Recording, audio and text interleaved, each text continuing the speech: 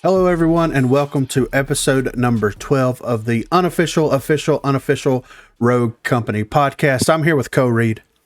I'm here with Dirt Lord. I'm here with Garbo. And I'm here with Griffin. And this is the official Rogue Company podcast to give you all the news that you need to know about Rogue Company. And we're going to start it out first with, we got a season 4 update since the last time we did an episode.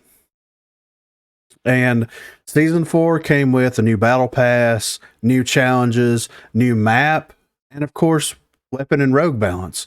So I'm just going to kind of hit some of the high notes here, and we'll just have a little season 4 discussion. You know what I'm saying? Discussion. So overall, battle pass. What do you guys think about the battle pass? I like it. I like the skins a lot. Yeah, I like it. Yeah. It feels like with each season they keep upping the contents of the Getting battle better. pass. Yeah. Yeah. And I knew that, at first when they first started doing the battle passes and everything, people were like, we want more content, we want more bang for our buck, this, that, and the other. And I remember I'm like, guys, this is the first battle pass that they've done. They're going to have to work into it a little bit. They're going to have to see what works and what doesn't work, what's good rewards and what really doesn't feel like rewards. And it's going to get better. And the quality of the skins, the weapon skins, character skins, hoverboards, wingsuits and stuff is going to gradually continue to get better and better as they get more experienced. And I think that this season is a true testament to that because, the last season had great skins. It had great gliders, wingsuits, the whole 9 yards. But I think that they've kind of upped it again. They did. It looks great. It looks great. I'm happy.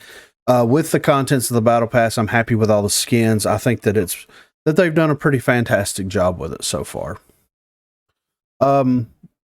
We did get a new map, Wanted, and they did something that should have happened when the new map was released into the game. Period. Which may or may not have been mentioned on this podcast. I think we did talk about doing a playlist, right? Oh, absolutely, yeah. Yeah. So they did a mosh pit style playlist on where it was just the new map 24/7, and you had different game modes being played on that map. You had extraction, snipers, King of the Hill, dodgeball, team deathmatch, and something else. I don't remember. Strikeout, maybe. But this was kind of one of, they did it with the arena. When they released the arena, they had a mosh pit style playlist for that. And I thought that was a great thing to do and a great example. And I don't know why they quit doing it, but thankfully we got that now. And hopefully every time they release a map, they will do this limited time mode where it is a mosh pit style playlist with the new map specifically. And I think that that's going to help out a ton because we played it, a couple of days in a row there, and I feel very familiar with the map now. Yeah. I agree. Same. What happened to all the other maps? Yeah, I don't know. Where'd they go? Like, we played Wanted, Breach, and Palace. Yeah, that's about it. Back to back. Yeah. Is that making up for the lost time? Like, yeah. I think so, yeah. What do you guys think about the new map? I like it. Yeah. It's not the worst of the new maps. No, but I think it's just all right. What would you do differently, Garbo? Oh, God. Man. I don't know what I would do differently because I'm not a map designer. The or anything room like with the that. 3 levels can fuck off. The house? Yeah, where you got that bit to the side, and then you have the middle area, and then you have the stairs that go up. I don't like that area Yeah, at all. it does become a real pain and it become a real horror house when I like the everybody's in camping there. Yeah, you see this one. Maybe make it a little more open, I guess, or just take away that building. Like I said, I'm not a map designer, so Take that little set of rooms off to the side away and just have that middle area and the stairs, and I'd be good with it. kind of like the library, Yes, I don't kind of know. like that little round room. Pay as much attention as you do. My biggest problem, because like in the mosh pit style playlist, they didn't have demolition on there. So Yeah. we didn't know where any of the bomb plant sites were whenever we actually got the map in demolition. We were familiar with the map at this point. We just didn't know where the plant sites were. And this map, kind of more so than a lot of the other maps, feels like the defending team definitely has advantage on this map. Mhm. Oh, for sure, yeah. You have to cross within, you have to cover 75% of the map in order to get to the plant site, which is fine from a map design aesthetic, but the fact that like the one plant site outside the house is fine, because if you can take the house over, you have high ground from that window. Then you also have a couple of areas that you can push into that part of the map to kind of plant the bomb. The main offender is the plant site in the street. Yeah, you got an apocalypto, dude. Yeah, I mean, Back and forth, just There's no cover. not at all. There's a couple of trucks out there, but you have so many access points from where you could potentially be planting the bomb. Not only that, but you also have a second story above you out there while you're trying to plant the bomb. Yeah. So it really puts you in complete disadvantage if you're going to try to push this bomb site. You're going to have to methodically go down through there, take everybody out, and then hope to God that while you're planting the bomb, that someone doesn't go through some of those doors that you trigger to open, because the one on the enemy or the defender side spawn is a direct view to the plant site. The one in the middle, like in the archway, that's a direct line of sight to the plant site. So you have like there's too much visible sides. Yes. They should have either moved the plant site on the street side either into the middle of the street, which would have made sense because you are able to cover that from not only the second story of where their sniper area is, their tower, if you want to call it that, but they can also run into that restaurant area and bust out those windows, and that's an overlook as well. Yes. So if you put it in the middle of the street, then you also have the sniper tower and also the restaurant advantage in that same regard. And it really comes down to placement and where you can actually plant the bomb. Or they can move it into the restaurant on the defender side. Yeah, I was about to think that too. That way you could actually try to push up into that area, especially since it's got a second floor balcony type situation on the inside. And you would really have to methodically push in there and secure that real quick to plant the bomb. It would be kind of difficult to defend against, but that's kind of the point, though. So, Right. I feel they like could have put that plant site anywhere other than that street, and it would have been better. Yeah, I agree, 100%. That's the biggest misstep in my opinion, and the game mode feels fine the map feels fine in every other game mode. Like Dodgeball, it feels great. Extraction is perfectly fine. Strikeout, King of the Hill, all those game modes feel really, really good on the new map. It's just that one plant site. And to me, it's like when I'm going to play that map, or if I play against someone that's on that map where we're defending, it's like, why would you ever push street? Like it would be good to have someone in the sniper tower just to overlook to see if that middle door gets open and they try to do some kind of flanking maneuver. But if I'm planting the bomb, I have no reason to push street. You're putting yourself in a disadvantage. So, but other than that, I like the aesthetic. I like the way that the cover is laid out for the most part, except for that plant site. I do like being able to fight into the house and then having, a second story advantage window on that one side that you can kind of go into and out of. Being able to mantle it from both sides kind of gets rid of that glacier problem where you can only mantle it from the one side and you could also defend it on that same side.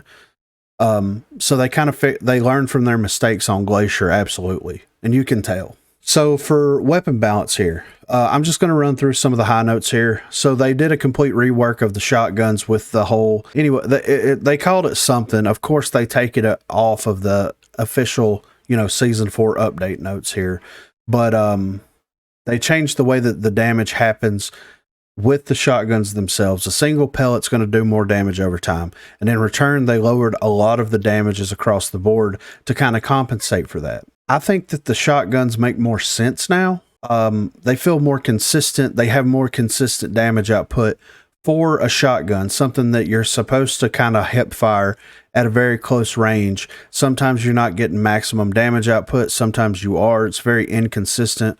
Now it feels like it's 1,000 times better, in my opinion. All I know is I still die bomb. way more than I get kills with them. Yeah, I understand that. And it's, the shotguns is kind of a completely different play style, and you don't always hardly ever really go up against someone using a shotgun unless it's, they're trying to do their weapon mastery or something like that. So, but it is like when they went in and buffed all the shotguns, it completely threw the meta on its head. And it developed a shotgun meta, whether they want to admit it or not, whether that, they're happy about it or whatever. It developed a shotgun meta. When you're able to one hit someone from many meters away with a shotgun, then that's a problem, obviously. And you like them all, right? You said, was it the S12? You were like, this one's not doing it for me. So the S12 I've always had issues with that shotgun. It's always felt like the most inconsistent shotgun in the game. A gun that I just don't want to use. Yeah. There's times it's glorious. There's times it's just a nightmare. You're right, too inconsistent. There's no way that you can pick it up and consistently just keep getting downs with it. Yeah, and I think that there's a lot of drawbacks with that weapon in particular because it's a semi-automatic shotgun that you don't have to actually cock it to be able to get, to shoot it. Like the SKL6, you actually have to pump that thing to get the shell into it. That gives it a little bit more of a slower play style, but it does more damage and it has more range. It makes sense. There's a trade-off. You're loading one shell at a time when you reload it. The S12 is a semi-automatic shotgun that you don't have to do anything to it other than pull the trigger as fast as you want to, but you're loading one shell in at a time, and you're also getting a very inconsistent damage output with it to where instead of being able to down someone in like 2 to 3 shots, it's sometimes taking upwards of 6 to 9 shots to down the whole someone. magazine. Yeah, exactly. It just feels unreliable. It feels like it needs to be, adjusted a little bit. The spread on it, this is the problem. The spread on it is way too tight. I never thought I would say that about a Rogue Company shotgun because I said that they need to go in and tighten some of the spreads up on the shotguns, and they did. But the S12 spread is so tight that it doesn't feel like a shotgun. It feels like you're legitimately hip firing a sniper rifle. Ooh. Yeah, that's exactly what it feels like. So if you think that you're going to graze them with 1 or 2 pellets, you're not. You're either getting all the damage or you're getting none of the damage. It feels really bad. Yeah, it really is, though. Yeah. I have stopped using it because it became so inconsistent. Yeah, I mean, I've tried it with Vi, I've tried it with Sigrid, I've done everything I can, and I've had decent games with the shotgun, but that is very far and few between. 100%. I feel like around half the shots that you take hit what's intended. You know what I'm saying? Yeah, absolutely. You're 100% right. That's exactly I feel how like it it's feels. too much of a gamble to play with that shotgun when I could just pick a good assault rifle or SMG to take its place. Yeah. Yeah, especially since we have weapon mastery now. You could trade the S12 out with the Striker, which is a much more consistent shotgun. If you need something with range, you can pick up the SKL6 or something that surprised the living shit out of me, the Arbitrator. Oh my God. Yeah, it's a fucking ton better than it was before. That's a whole nother shotgun. Yeah, it feels like a completely different weapon now, and it feels so good to use. And I know that like on respawn modes, it's really fun to play with because you can get the 2 shots, you can try to retreat. If you die, you respawn with it. I haven't experimented with the Arbitrator in Demolition, but I feel I want to. Now, after playing it and uploading that gameplay of me playing with Anvil with it and seeing what that gun is absolutely capable of doing, I'm really interested in trying it. It's got a good range to it, and it does so much damage, even though it's got 2 shells in it, that you can almost guarantee a down with those 2 shells. And then it forces you to play, risk versus reward, which is a play style I very much enjoy. So it makes me want to try it that much more. But the SKL6, though, I do want to mention this, that still has crazy range on it. Yeah. I understand that it's the slugs, and I understand that it's the shotgun that's designed to be have a little bit longer of a damage range on it and everything, but like the range on that thing is, whenever you're at 80 meters and you're consistently doing 20 damage, that is insane. That Not possible. No. And if I'm 80 meters from one of you guys and you guys shoot a shotgun at me, it's not going to do 20 damage. You'll just hear it. Yeah, exactly, right? The MXR. So the MXR was a lot of people's first love when it comes to DMRs in the game. And the reason that existed was because of Dahlia. They brought Dahlia into the game. They gave her this crazy good SMG that has terrible range on it, which is good. Like, you empty the clip fast, you can do a lot of damage over time. But if they're anywhere outside of 20 to 30 meters of you, you're just throwing rocks at them and hitting them. Mm-hmm. The way it's intended to be, I love that weapon. I think it's a good weapon, but that's also where the MXR came into kind of the meta there. People started gravitating towards the MXR because of the limited range of the submachine gun. And the MXR was king forever. And then they just completely broke the gun and made it unusable. Now, I'm happy to say that the MXR feels almost as good as it did whenever Dahlia first released. You're not getting two headshot downs with it because of the range and because of the damage and all that stuff. But it feels like with them reducing the bloom of it and being able to get quicker follow-up shots with it, you're able to do more consistent damage over time, and it feels very good. I enjoy using it myself. And I quit using it because it got really bad. But this new season, I tried it out and I've been enjoying it. So I've been using it more when I run with Dahlia as well. They do their little changes. It just you can just tell so much that you'll start using weapons again that you wouldn't use originally. Yeah, it's like when they kind of upped the D3DI damage a little bit and made it a little bit more consistent. People started using it a lot. I started using it more. Yeah. And now the MXR is something that I'm very proud to gravitate towards, especially with Dahlia. With Trench, I'll normally pick up the HRM 30K just because he's the only person that has that assault rifle, and to get some mastery on it. It's kind of a give and take situation. Yeah.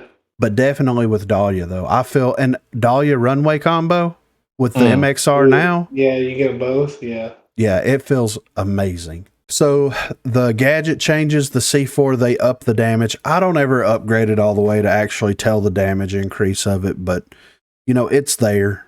I really haven't felt it too much. The Merv grenade, or the actual frag grenade that's in the game, I can kind of tell a little bit more damage at the edges of the explosion. They didn't increase it by a lot. They increased it by 10, so it went from 40 to 50. And they also increased the radius a little bit, but it is impactful enough that I can tell whenever I throw a grenade, I don't cook it long enough, and it does kind of tickle their back a little bit. Yeah. Definitely helps in a firefight. The Simtex grenade, though. Whoa. So they increased the base damage from 100 to 125 at the level 2 upgrade. Like, people online were lost their minds, didn't they? They were raising all the hell about this thing, man. But here's the thing. I never relied on the Simtex to get sticks. If I get a stick, then I'm happy with it, Mm-hmm. Never really go for sticks. It's just a happy accident at the end of the day. Yeah. I've always used the Simtex as a way to keep someone from pushing me, throw it around cover, because you have the ability to kind of throw it around cover to drive someone out of cover, and use it as basically a damaging displacement tool. So I've always used it that way, and if I get a down with it, then that's fine. But if I'm behind cover and someone throws a Simtex, whether it does 100 damage or 125 damage, my lizard brain is going to tell me to get away from it. Yeah. As soon as you see the little icon. Yeah. It doesn't matter if I'm playing with Mac. It doesn't matter if I'm playing with someone with a stem shot. My lizard brain is going to tell me red bad, get away. Run. Yeah, exactly. So people were losing their fucking minds about this shit. And I get it. Like, you're used to playing the game a specific way. You're used to the way that the gadgets and stuff are in the game. They changed something. It is what it is. But I didn't feel like it was that big of a change, in my opinion. I got a couple more downs with the Simtex. I also got downed a couple more times with it. But that's life. Yeah. Well, I always know when a Simtex is going to down me. As soon as it hits the ground, I'm like, I'm down. And then it blows. I'm too close to that. Yeah, you automatically know. Yeah. When it sticks to you, it's just like... Yeah. The rogue changes. So Saint has Lifeline instead of Tracker Rounds and Stalker instead of Helping Hands. So I know a lot of people this is another thing that the community was kind of raising hell about. Why can't Saint have both Helping Hands and Lifeline? Does Saint really need both? I don't think so. Yeah. I don't either. I don't think so.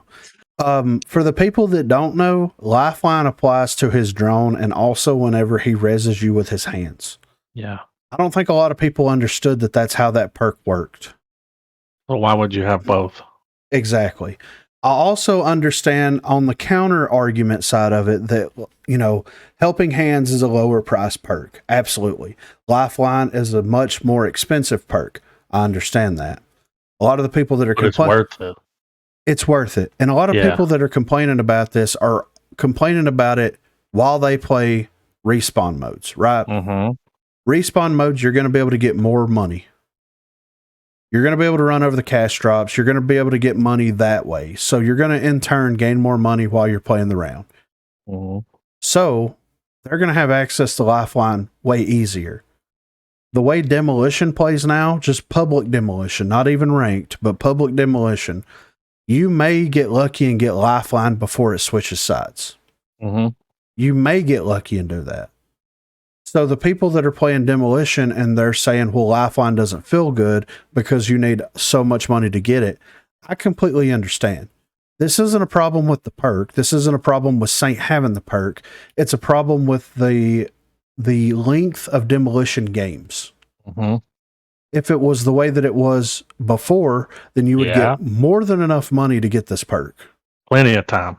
And you would be able to use it for several rounds before you either swap sides or the game end. Get money for the assist. Yeah. Plenty of time. Exactly. So I understand why people were raising hell about it, but at the same time, like, this isn't a Saint problem. This isn't a Lifeline problem.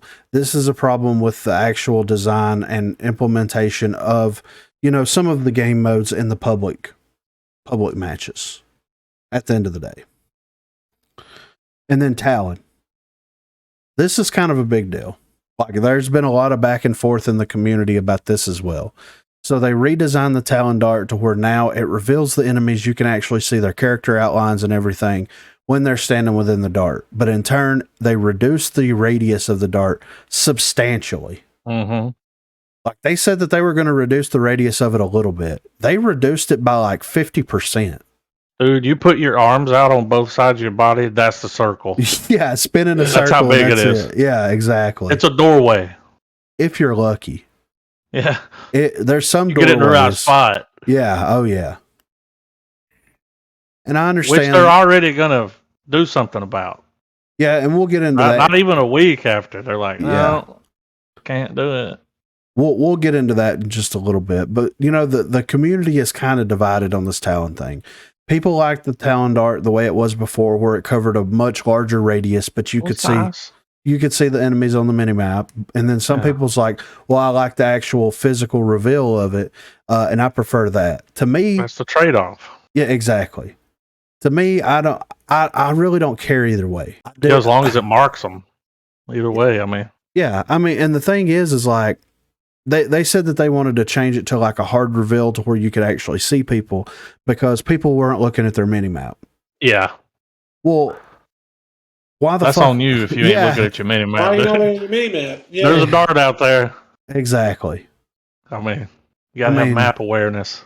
The minimap is there for a major reason, and that reason is to actually see where enemies are when they're shooting with weapons that don't have silencers, when they had the Talon do this, the Talon dart do this thing. Anytime anybody uses an ability that shoots, like Switchblade, Dema, Seeker, they show up on the minimap.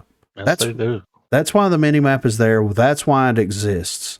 If you're not looking at the minimap, that's on you. But that's all the rogue balance that they did in the Season 4 update. They did a ton of bug fixes, and this is what I'll say in my summary of the Season 4 update.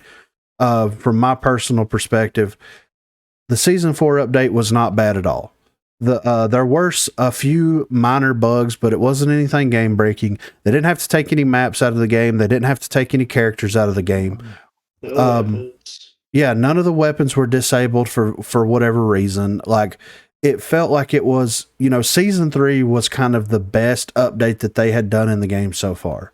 I think that season 4 has topped that because in the season 3 update, It's pretty smooth. Yeah, they had to get rid of like Fixer to figure out that the tier, yeah. and all that kind That of was stuff. a whole fucking debacle there. Like, Yeah. But I think that, this season 4 update on the whole has felt really good. I think that they've done a really good job implementing it. And if there's any bugs or issues, they're continuing to work through them, but nothing catastrophic and game breaking that I've seen or that I'm aware of. And it feels good. And I'm happy that it's in the game. So what do y'all think? I liked it. it's been smooth. I like the season. Now, Yeah, it hasn't been. You said they didn't take any maps out, but I haven't seen a lot of maps. Yeah. Since Well, this I've done update the same dropped. Like, 3 over and over again. it's like, where'd all the maps go? It's But kind of, yeah, other than that, it's kind of like that the code that they added back when they released Breach to increase the yeah. it showing up. Now we got that. Yeah. Yeah. For And sure. Palace. Yeah, and Palace. A big. We were playing them back to back. Yeah. We'd play Breach, load in, Breach again. It's like, okay. Mm-hmm. Well, pretty smooth for the most part. Yeah, And good for them. It's been one of the best releases that they've had in the game so far. But on the heels of that, we did get an update show just one day ago. I've watched it twice. Mm-hmm. So in this update, the Umbra PTS is what they're calling it, or the Umbra PTS notes is what we're going to be working off of here. They did this update show. They introduced a new character, new game mode, and of course rogue balance. And we're just going to kind of hit all of them, one at a time here. So this time they decided to do a PTS, and they're actually running it for multiple days, which is insane. They're running it from the 23rd at 5 p.m. until the 26th at 9 a.m., which is probably the longest PTS cycle they've ever had. For sure. Even though there's not anybody on there playing it, Yeah. they're running a longer PTS cycle. Even though I queued for an hour. Yeah. And I still haven't gotten into a game. You got into some games. I've played a couple You were of games. lucky. Yeah, I've played a couple of games. So the new rogue is called Umbra. So Umbra is our first Jackal character. And I'm just going to run through his kit real quick. So he has the DMRs and SMGs is what he has access to. They've got a new DMR in the game called the Bishop. And if he has access to the LMPX. His pistol is the Executioner. His melee is a new melee weapon called the Combat Knife. And his gadgets are bounce grenades and smoke grenades. So here's what I'll say about the Bishop overall, because they don't really go into the stats of the Bishop on here. But the Bishop fires faster than the MXR, but does less damage than the MXR. But this is the fastest firing DMR in the game. You can fire it as fast as a lot or faster than a lot of the assault rifles that are in the game. I thought it was an assault rifle. The way it shoots, it feels like it. Yeah. I thought it was when I was watching someone play. I was like, is that an assault rifle? And then you were like, that fucking Bishop is nice. It feels good. It feels good. It feels like the bloom, the reticle bloom and all that kind of stuff. It's in a good spot right now. It feels very consistent. It feels like it's going to do pretty good damage output over time. I hope that they don't tweak it before it comes to live so more people have the ability to play around with it. But this might be my new favorite DMR. I'm just going to go ahead and go on record to say that. It fires faster than the HRM 30K, fires faster than the Sahara. It fires faster than the Hydra by a shitload. It has a fire rate on par with like the KA30. If you can press the trigger that fast, it can fire that fast. And I think it does 30 headshot damage at optimal range. And I think it does like 18 body damage. So it has almost the same stats as the KA30. It's just a DMR. It's a little bit more accurate than the KA30 is, of course. I think they said during the show you can't throw that knife, right? Well, they said in You're meant to swing it on people. Yeah, so the new melee weapon, you can throw it. It's but okay. They gave Doesn't it do a lot of damage. No, they gave it the same design choices as the sledgehammer, to where it's something that's kind of made to be swung, and it's not something that's made to be one-hitted, to one-hit someone at range with it. So, so the abilities, the primary ability is called the Arachnid, or ARC-NID, Arachnid, whatever. A remote control drone. Yeah. A remote control drone with the appearance of a spider that can be used to seek enemies and detonate near them, causing significant area damage. So I tested this out in the shooting range earlier, and so it comes out of the back of Umbra's head. Like he's pulls it out. There's some animation. He pulls it out and lays it down. Yeah, and it basically is the same as the RCXD. You're in third person view. You control the spider. You can move it around. You can jump with it. You can't climb on walls. You can't ride zip lines. Nothing like that. But if you get get like 12 seconds. Yes, it's got a 12-second fuse timer on it. You can use it as a kind of an intel thing. I don't know if you can ping anything. I didn't try to ping anything while I was using it. But the damage that it does at base, whenever it gets up on someone at the optimal kill area, is 125 damage. Yeah. You can see the red outline of the spider. Like whenever you're throwing grenades and you can see the red outline on the ground? Yeah. Like the explosion radius. You see that around the spider as you're navigating it around. If you blow it up on someone that's at the edge of that, it's going to do 50 damage to them. And then it's going to scale up from 50 damage. So it's basically like a remote controlled frag grenade. Yeah. What's funny, man, is when you see footage of people using it on people, and then like the people just panic. Yeah. When it comes running up on them, they try to shoot it. And when you point at it, you get a little bar above it. Little health bar. Yeah. But the way they just, this fucking thing's coming at me. Yeah. It makes noise. You can hear it moving around and everything, but it will legit scare the shit out of you if you're not ready for it. Like, it is fucking terrifying. And it's hard to hit. It's such a small target. I think it's got like 50 health or something like that. So you can shoot it and blow it up. When it does get shot, it will detonate. So if we're playing a match and it runs up on Dirt Lord and I shoot it while it's on him, it's going to down him. Yeah, for sure. So you're going to down your teammates by proxy. You gotta take the D for the V, dude. Yeah, exactly. Yeah. But it's really cool. It can jump pretty high, so it can hop over medium cover, or like chest high cover, waist high cover, whatever you want to call it, mid cover. But you can't vault or jump on top of like overhead high cover. Yeah. Which is good. Like on Palace, you really have to decide where you want to pull it out at. And also when you pull it out, it's just like the RCXD. You have no way to control your character. So if you get caught out somewhere using it, then you're going to die. Yeah. And I've killed a couple of people that's been using it because they thought that they were in a sneaky corner and I just pulled up on them and showed out. You know what I'm saying? Yeah. So, and then his secondary or his passive ability. Now, this was something when I read it, I'm like, what in the fuck? But it acts a little bit differently than the description says. So the secondary or the passive ability is Siphon. Gain maximum health when you earn a down, elimination, or assist on an enemy. So the first time I read that, I'm like, so if you're at 1 health and you down someone, it's going to fill your health bar up, right? What it sounds like. That's not the way that it works at all. This is basically like this is kind of like Vi's ability. So whenever you down someone, you get 5 health added to your total health pool. Whenever you thirst that person, you get another 5 health. Whenever you get an assist, you get another 5 health. And it continues to stack throughout the match like that.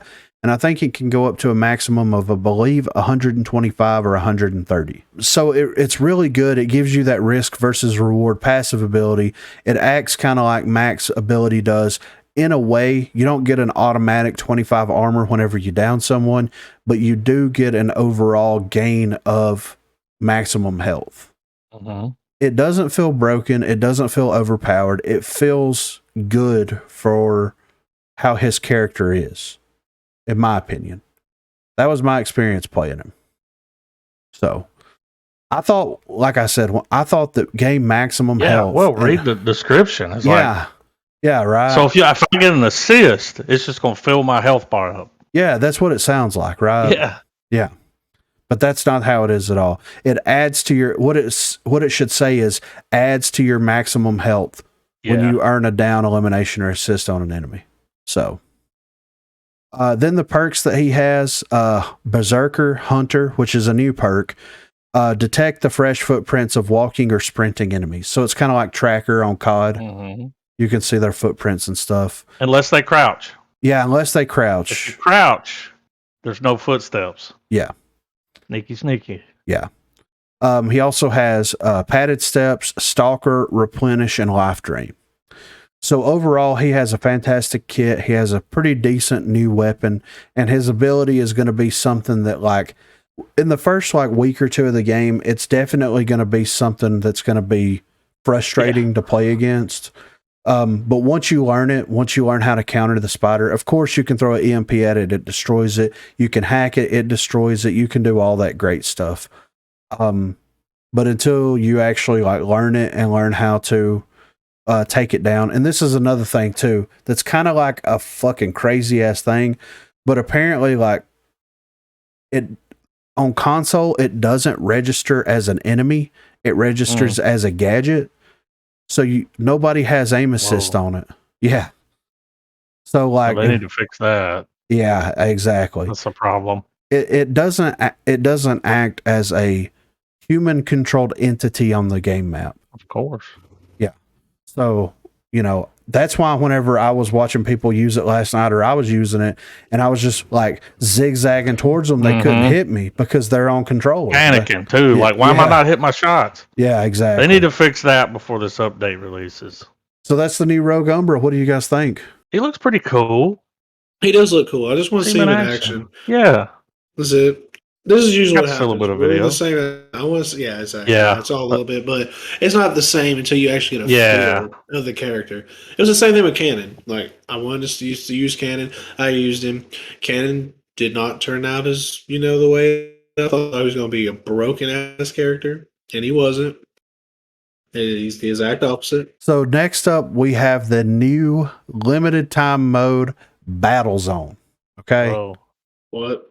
I'm going to run through all this, then we can talk about it. But before I go through it, this is what I'm going to say.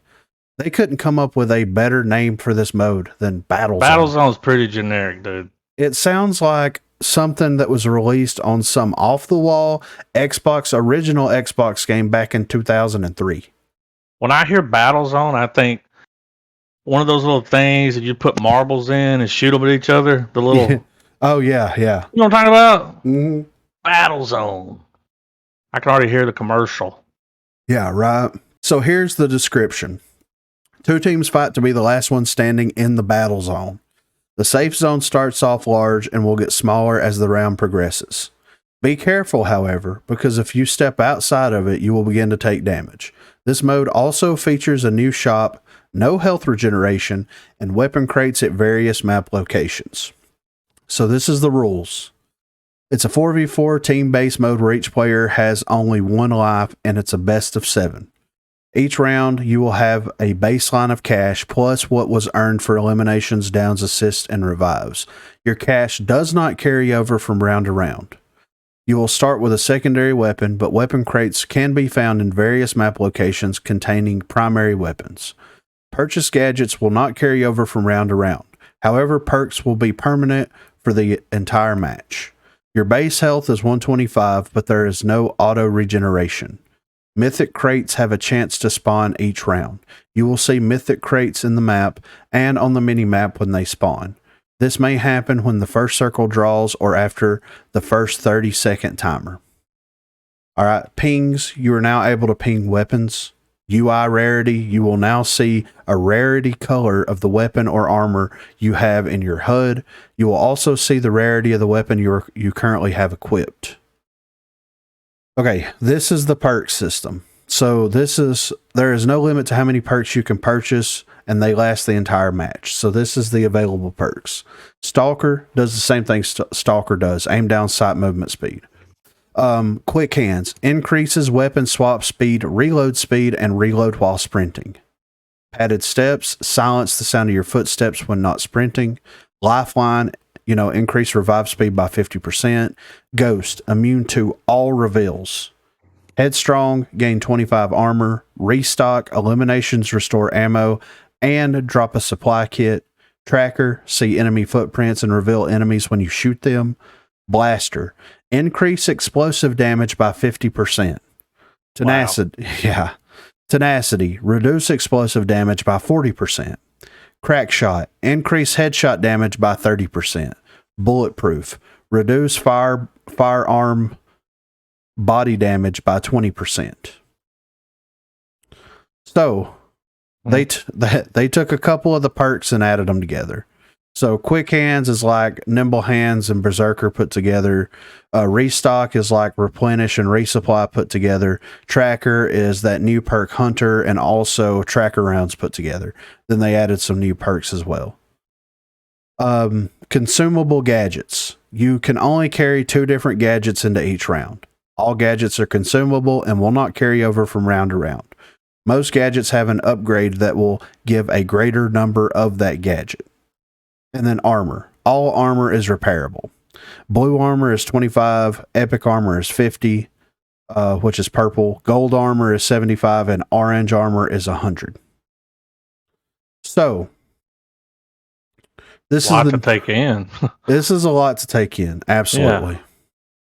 So basically what happens is it's a 4v4 game mode. You have a certain set amount of cash that you start with, and then as the rounds progress, you gain cash in that round, and it does not stack. It does not roll over from round to round. So whatever you buy and whatever you spend, you're not going to get any left out of it.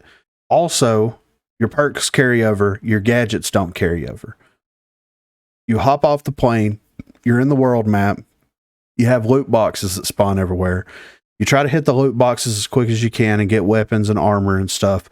And then the zone starts closing in after 30 seconds of dropping in. And then it continues to close in like faster and faster. It's fast, yeah. Yeah. Pushing the teams into, pushing both teams into one area of the map where they're having to basically do a 4v4 team deathmatch with no respawns in something the size of a quarter. Sped up battle royale. Yes. More or less, that's exactly what it is. Final circle. Yeah, that final circle. Yeah, they could have called the game final circle, and it would have been better than Battlezone. It just seems like it's all about speed. Yeah, like your health doesn't regenerate, but you have armor, so you're all right, right? No, you're going to die pretty quick, probably. Yes. Yeah, it's all about 10, 15 minutes. 15 tops. That's going, 3 to 3. Like, yeah. I played a game earlier where I think that it went like 4-1, and the game lasted about 6 minutes. Fast, man. The total game lasted 6 minutes. For not a respawn mode, that's quick. Yes, absolutely. I think that's what we were trying to pump out here, right? Like, well, yeah. They succeeded. Yeah. Yeah. So I just don't think it's a good idea. Well, we got to try it. I mean, yeah, but I'm sure it'll be better with the team. That doesn't. But still, it's like it's not Rogue. Yeah. Like, why? Yeah. It just keeps changing Rogue into something it's not. Well, here's what I'll say about it, because I played a couple of matches last night. I played one match today. I tried to play more, but guess what? Nobody's playing the PTS unless, you have the privilege of playing with the developers in a custom game, I wish I could turn bots on him. I mean, I downloaded it. Yeah. Waited an hour, actually longer than an hour. I'd probably say like an hour and a half, and then just gave up. Yeah. But if I could play the bot match, that would have been cool. Yeah. So if they wanted to accomplish the goal of it being like the last couple of circles of a battle royale, they absolutely captured that. It does feel like it's the last couple of circles. Where the disconnect for me comes in is you land on the map, you loot, you have different rarity weapons, but it's all the weapons that are in the game. Each different, rarity of the weapon means that it has more attachments on it, and it's going to be upgraded to a specific level. So like green weapons are base, blue weapons are like it's the first upgrade, and it continues on from there, which is fine. That's a clever way and an easy way for the developers to do that. You know, they just give it an upgrade level and then they assign a color value to it, and that's what it is. It's very simple, it's very easy, and it legitimately costs them no brain power in order to do that. Where the disconnect comes from is you land on the map, because of the size of the maps, inevitably one team is always going to have advantage, whether it's your team or the enemy's team. You Somebody's getting zoned. Yeah, exactly. You loot, you get what you can get, then the circle it shows the next circle. You've got X amount of seconds to get into the zone before the circle catches up with you. And when that happens, you're either at an incredible advantage or you're at a complete disadvantage, because much like on like Warzone and other games like that, the circle is going to be like sometimes 20% inside the map. Sometimes it's going to be 10%, and this is the first circle that appears. So the team that has favor there is going to get in their hole, and they're going to hunker down, and they're just going to wait for the enemy to be forced into that location. Tamping the gas. It feels so bad. It feels like you're losing the game when that happens to you, because of technicalities within the programming of the game itself. Yeah. It feels cheap. It feels like you're being cheated, in my opinion. And you hardly ever have any enemy engagements until that first circle appears and the zone starts to close in, because everybody's looting, everybody's trying to get what they're wanting to get, and they're also wanting to get set up. So if they're taking stuff from you. Yeah. Oh yeah, for sure. You're on their team. They're just grabbing your guns in front of you. It's like, I opened this crate. Yeah. Like, what the fuck, man? Yeah. I mean, so, it lands. Once you loot, you're just kind of chilling until, the zone starts to move. So it really fucks the momentum of everything up, because you want it to be fast paced, but it's not fast paced until the zone starts to close in. Like, the idea of a battle royale is that you drop in with nothing and you build your inventory, you build your arsenal through playing the game. Like, Call of Duty almost fucked that up with their loadout system. Yeah, they almost fucked that up, because being able to call a loadout in and have weapons that you've made almost fucks up what an actual battle royale actually is, to where you're dropping in and you're having to loot for everything, which gives you incentives to continue to move around the map. In this, you drop in. If you find a weapon that you're comfortable with, whether it's a level or a gun that's not leveled up at all, or it's a gun that's maxed out, if you're comfortable with that weapon, the rarity makes no shit. Yeah. It makes no fucks to how you play that game whatsoever. So if you drop in and you pick up a KA-30 and you're very good with the KA-30, it could be a green one or it could be a fucking purple one. And you're good. You get some armor, you're fine. You don't have to seek out the mythical chest. You don't have to seek out anything else. You have what you need to survive right there. You're sitting around waiting for that first circle to appear. Once it appears, then you try to either rotate into that circle or you try to start setting up to defend against that circle. So it basically turns into extraction at that point. So if you're the team that is defending, that's all good and great. You're set up, you're ready to roll. If you're the team that's attacking and you're trying to get into zone, then it puts you at a greater disadvantage, because that gas hurts the shit. It takes like 15 health per second off of you or something like that. Quick. Yeah, exactly. So you're forced into this situation. 100%. Speed run. Yeah. Let's go. And then they add the extra element of the gadgets are consumables, so you don't roll over with those gadgets. You have to repurchase them. That's how they fix the trip mine problem. Yeah, right. Yeah, that's what it felt like. I mean, I was like, oh, you figured it out. But here's the problem, man. Every gadget that you buy, every single one of them, if you buy the 3-level upgrade of each gadget, you're going to have 2 Semtex. You're going to have 2 bounce grenades. You're going to have 2 sticky, Pricey, though. It is pricey, but you know what it turns into? Fuck these perks. Let's just fucking utility spam the shit out of them. Yeah. It feels so bad. Whenever That's what you see when you watch people play. it's all They buy the utility gadgets spam. over the perks. Yeah. Yeah, 100%. And then the longevity of the game is not there. You're in and out. A match is over within 10 minutes. You're in and out. So once you start getting the momentum, once you start having some circle favor, it's the end of the game. You're down by all the points. There's no way that you're going to be able to bring this back. And if you have one good game, that's fine. But if the circle favors the enemy team on the next round, you're fucked. Yeah, and you're just getting warmed up. Exactly. So, Yeah. and it's over. So should it be more rounds? Would that help? All right. In order to fix this, what they need to do is, if you want to have the cash be what it is, that's fine. You need to limit the consumables to where you only have one of whatever purchase gadget that it is. That needs to be the first thing that they do. The utility spam on top of the on top of the ability spam. You know, the Demas, the Switchblades, all these characters are really good picks in this game mode because they already have this shit built into their base kit. So they can throw 2 bounce grenades and shoot you with the rocket launcher and burn you out of this area. You know what I mean? And if they got that perk. Oh yeah, it does 50% increased damage. Yeah, they might pick that up. Yeah, exactly.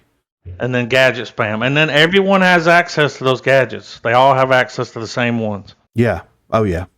We're all getting Simtex. Yeah. So I would limit it to where you only get one, and that's the end of it. Like, do not let it go to 2. Do not let it have more, anything like that. And then if you got a runway, God fucking forbid that a runway is on the enemy team and they buy incendiaries and they have a whole team. So you've got 8 of them. Plus 2 characters can get 2 more, you're just going to get burnt out of wherever you're at. Dude, I think every game I saw there was a runway. Yeah. Oh, yeah. Oh, shit. And the game is already developing a meta because since you don't have health regeneration, people are naturally going to gravitate to rogues that have some health benefits to those characters. So Chalk is a great pick. Mac is almost in every game that I've played because he has the 25 armor and the passive ability to gain that armor back on top of the armor that you actually get in game. And he can buy Headstrong. Yep. Mac is going to be the tankiest character in that game mode. 100%. The new character Umbra, Vi, like any of these characters that are going to give you health benefits while you're playing the match is going to be top tier picks. Second, next to top tier or secondary picks are going to be any rogues that have explosive type gadgets because that perk allows you to do 50% more damage with them. So anybody that has any of that shit that explodes as an ability, that automatically is going to put them in the second level. And then all the other rogues fall way to the bottom of the pile on that. A lot of Mac and Dahlia. Yeah. Oh, yeah. Combination. Yeah. For and sure. And a fucking Switchblade. Yeah. I mean, it's insane, man. But what they should do is whenever you drop into the map, they could do one of 2 things. A, you see where the circle's going to go as soon as you drop into the map. That way you can loot real quick and try to get in zone before the circle even starts to push in. Because when you drop into the map now, you don't see where the circle's going to be. So give us that option to where we can see it so that we can start rotating into that circle. That's going to start forcing more engagements earlier. It's going to make it more fast-paced in turn, which is fine because that's what they're going for. But it also doesn't fuck you in the process. Yeah. Or what I think is a better solution is there needs to be the gas or the circle or the zone as a straight line. And that straight line needs to show up in one of the 4 sides of the map because the map's a square. And then it just, and it pushes you. Hell yeah.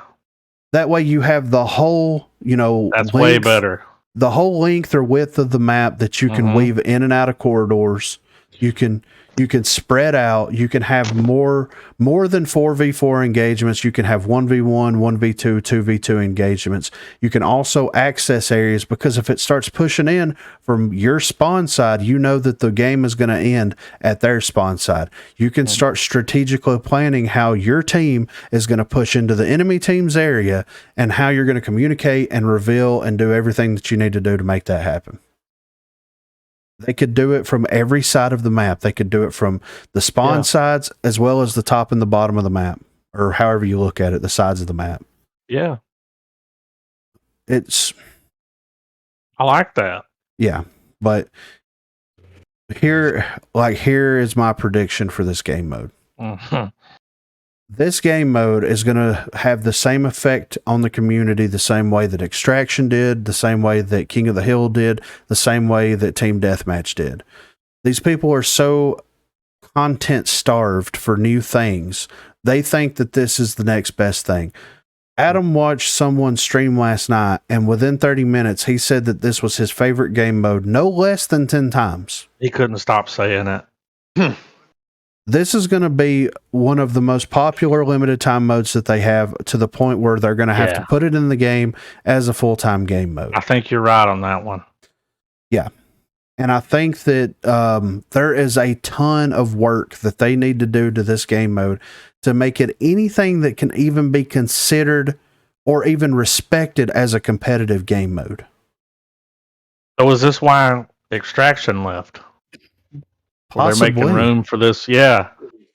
I mean, why couldn't we just have them both? Exactly right. Do we not have enough people to go around or something? Is there 20 million downloads, like dude? 20,000. Yeah. People doing a thing. But yeah, I mean, I think you're right on that. I understand what they're going for here. I get it. I understand it. But at the same time, it doesn't feel like Rogue. It doesn't feel like something that's going to be rewarding to play. And that was my experience playing it. This does not feel rewarding. It's over way too fast.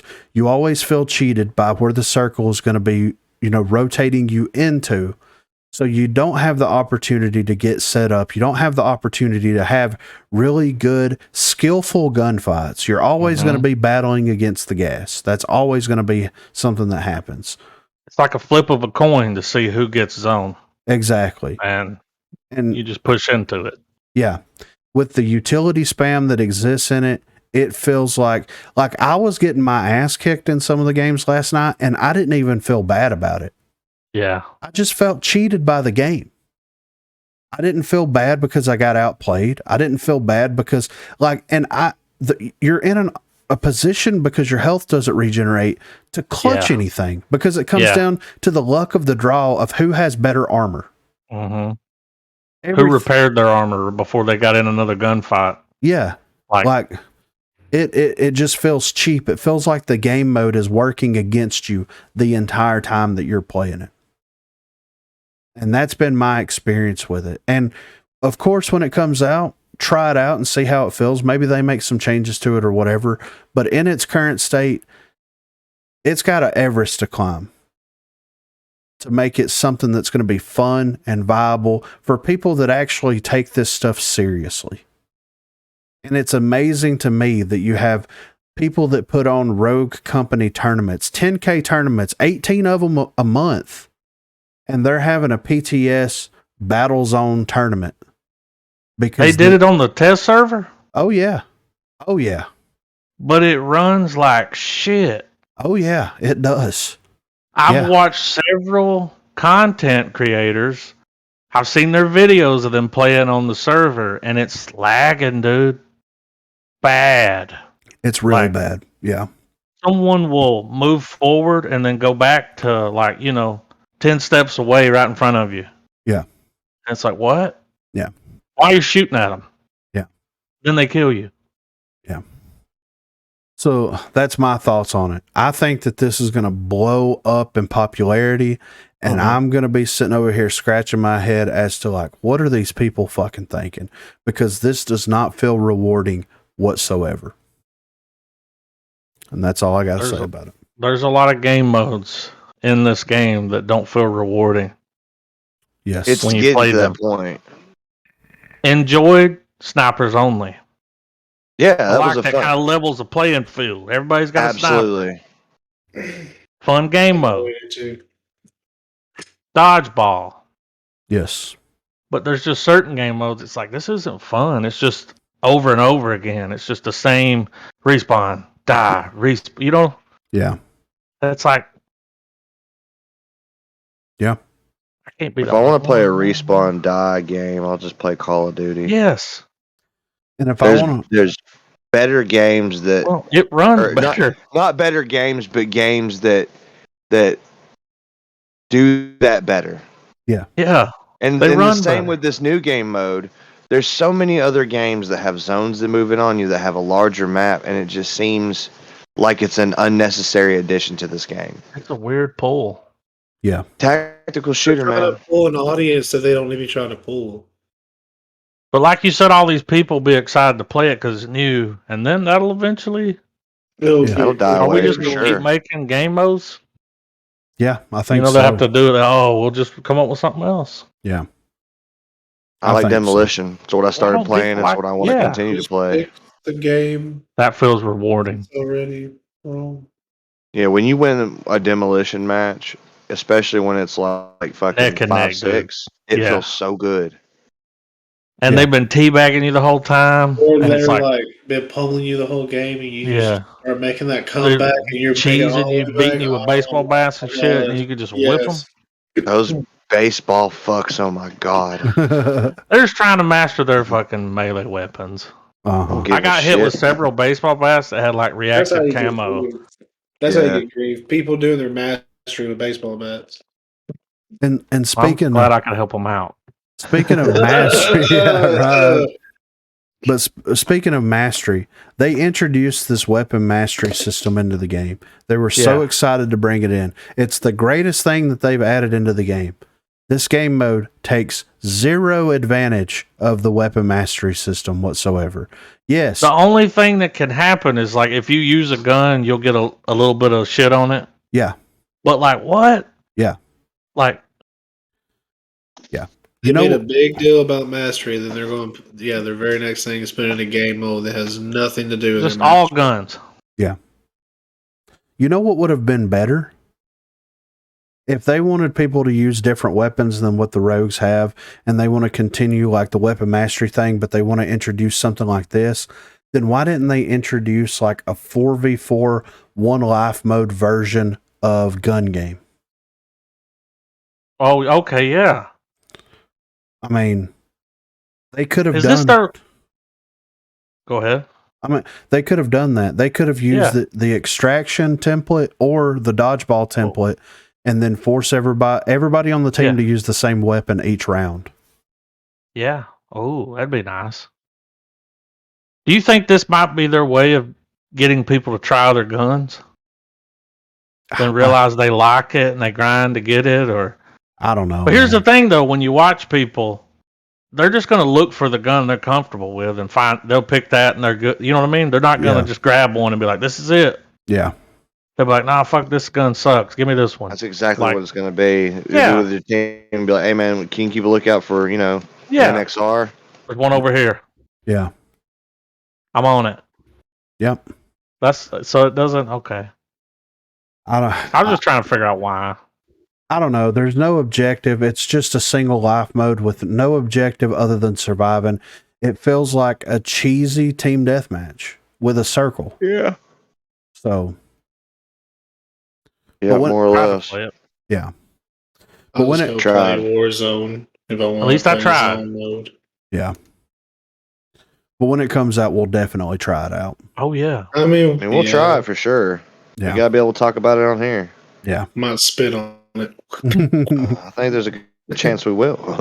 Yeah. So we've got Then some, again, we could get back on here and be like, We love it. that was the best fucking game mode ever. That's why Yeah. you got to try it. I think There that's was gonna be something a while back that we stretch. hated on. No, it was the weapon mastery. We were like, "What the fuck?"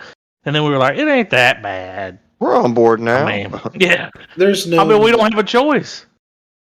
It's part of the game. You have to be on board, you know. Yeah. We could just bitch until they revert it like they do other things. These are the balance changes that are coming into the game, and we'll run through them and kind of hit them. There's not a lot, but there's some pretty significant ones.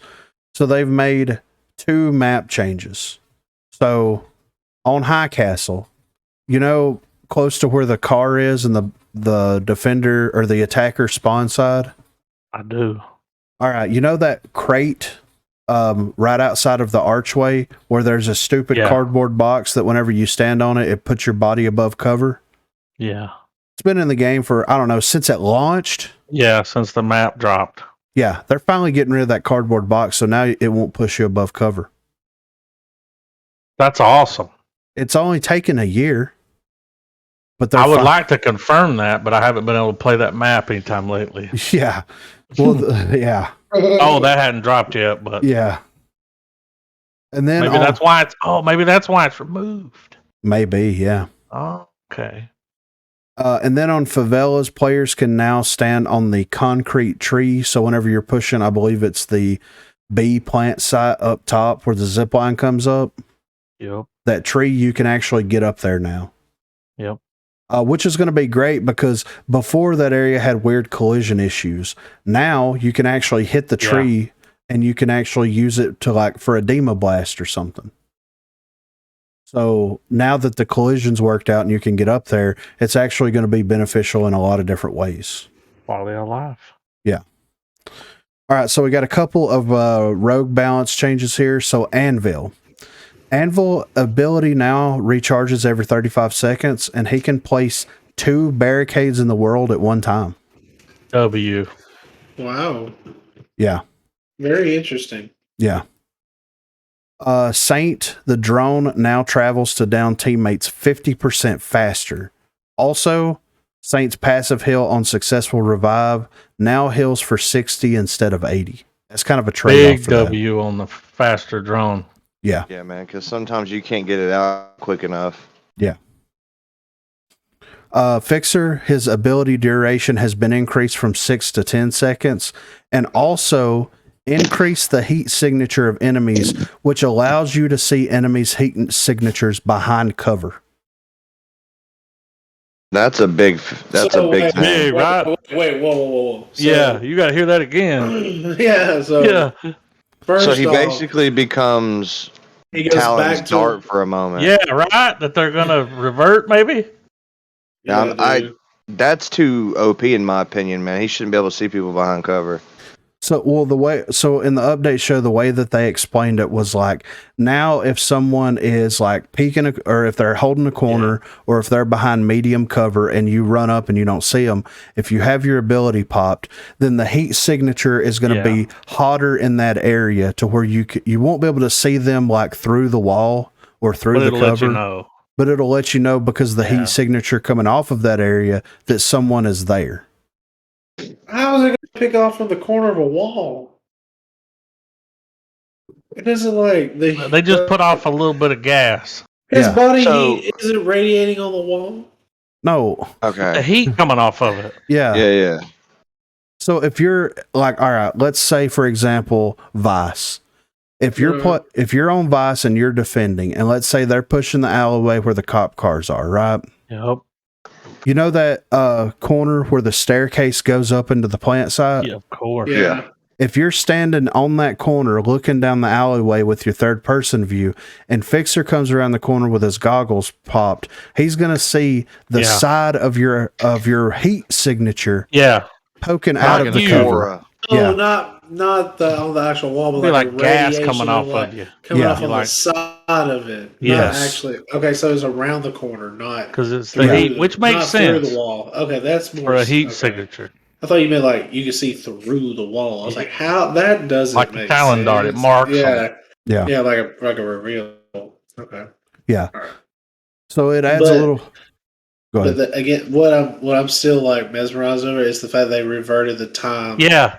I was about to bring that up. Remember when they took it down to 6 seconds and we were like, you don't have time to do shit with that. Get a look. Look at it. I got a 2-second look. I didn't see nothing. Now it's don't mean they're not there, man. Making this, doing things that they know They're Oh, like, that well, people stopped playing him. We got to, and it's like, no, he didn't have a No, gun for there a was- minute. There Like, was no wrong. That wasn't what was wrong with the character Yeah. at the time. Like it wasn't that. It was his Yeah. gun. Well, and I think that the changes make sense to me because, like, yeah. you're right. 6 seconds, they cut it down way too much. Absolutely. Yeah. But the increased heat signatures of enemies, so they're basically making it to where now, whether you have a smoke grenade or not, you're going to get a Yeah. benefit out of actually using his ability. He's just stronger Makes than he it worth was. So next up, Seeker. So they improved the bow radius reveal from 8 meters to 10 meters. So instead of it being like a 16 meter diameter, it's going to be a 20 meter diameter around the arrow itself. So I don't see nothing wrong with that. Yeah, I don't mind that at all. I mean, yeah, when you pick him and play him and that's your move, yeah. that's nice. Oh yeah. Remember when he first came out and you could just shoot over the map and it would reveal everybody? Yeah, it was insane. Yeah. Runway, Talon, Trench, and Vi can now equip and throw their ability while in midair. So, I mean, I was thinking that I could jump and throw the Talon dart before. I thought I could. You can. So, Oh. But I guess that they're making it something to where it's consistent. This is a big one. The health regeneration starts after 5 seconds again instead of 7 seconds. So they reverted the health regeneration delay. But they just did that. Respawn mode people hated it. I wonder why. Yeah, right. I didn't have a problem. Why can't they with just have it Demolition. different for the different modes? I don't know. And Is that not possible? It may be too much for the game. Because I didn't dude. mind it on Demolition. yeah, I'm not sure. I said I didn't mind it on Demolition either. I got used to it and knowing what I could do. You know what I mean? Like, Right. We strategized and learned Yeah. that, like, okay, well, we won't rush in as hard. We get to take some Yeah. shots. Or Well, far back. she went No. behind the corner because she's healing, so I'm about to get that ass. You know? Yeah. Or vice versa, yeah. Yeah. All right. So that's all the rogue balance and the map balance. Now this is the weapon balance stuff. And there's some pretty significant things here. So the KA-30, they've increased the recoil at base and they've nerfed the recoil reduction upgrade path for the weapon itself. So they made the KA-30 super, super strong by reducing the recoil down to nothing and making it do more damage. And then people started using it and they're like, man, we fucked up. We need to revert all this shit back to the way that it was before. Yeah. So, I mean, Okay. Yeah. Played today and it was slapping. yeah. The LR-15 full body. Headshot damage has been increased from 140 to 150, and the body shot damage has been increased from 70 to 80. Why? The only reason why. Why? Why? The only reason that this change happened, according to the update notes, was Yeah. because of the new Battle Zone game mode. According to Pretty Hair, he said it. Yeah. Okay. Can somebody explain to me how that makes sense? Because of the So, armor. Because Yeah. everybody's the armor. Oh my god, That's it. That's the only Yeah. reason. We're not doing this again, yeah. We're doing it. dude. Yeah. What is? Oh god. Yeah. So basically, if you get mythic armor and you're playing against someone that has a sniper and they pick the sniper rifle up and they have that perk that does the increase, percentage to the headshot damage, you can one shot someone with mythic armor, I believe. Okay. But they had to increase it all across the board in all game modes to get that. I mean, but what's going to happen is like that sniper's going to peak, and then all the rest of his buddies, yeah, he might get one, but the rest of his buddies going to mow down that Phantom or that Runway or that fucking Fixer. Like, and there's no health regeneration. Like, it's ridiculous. It would make sense if you were going to regenerate your health, but you're not. You're going to regenerate your armor. There's no guarantee you're going to get enough armor Yeah. to Good luck regenerate finding armor. 200 if you got shot down to 1. You know what I mean? Yeah.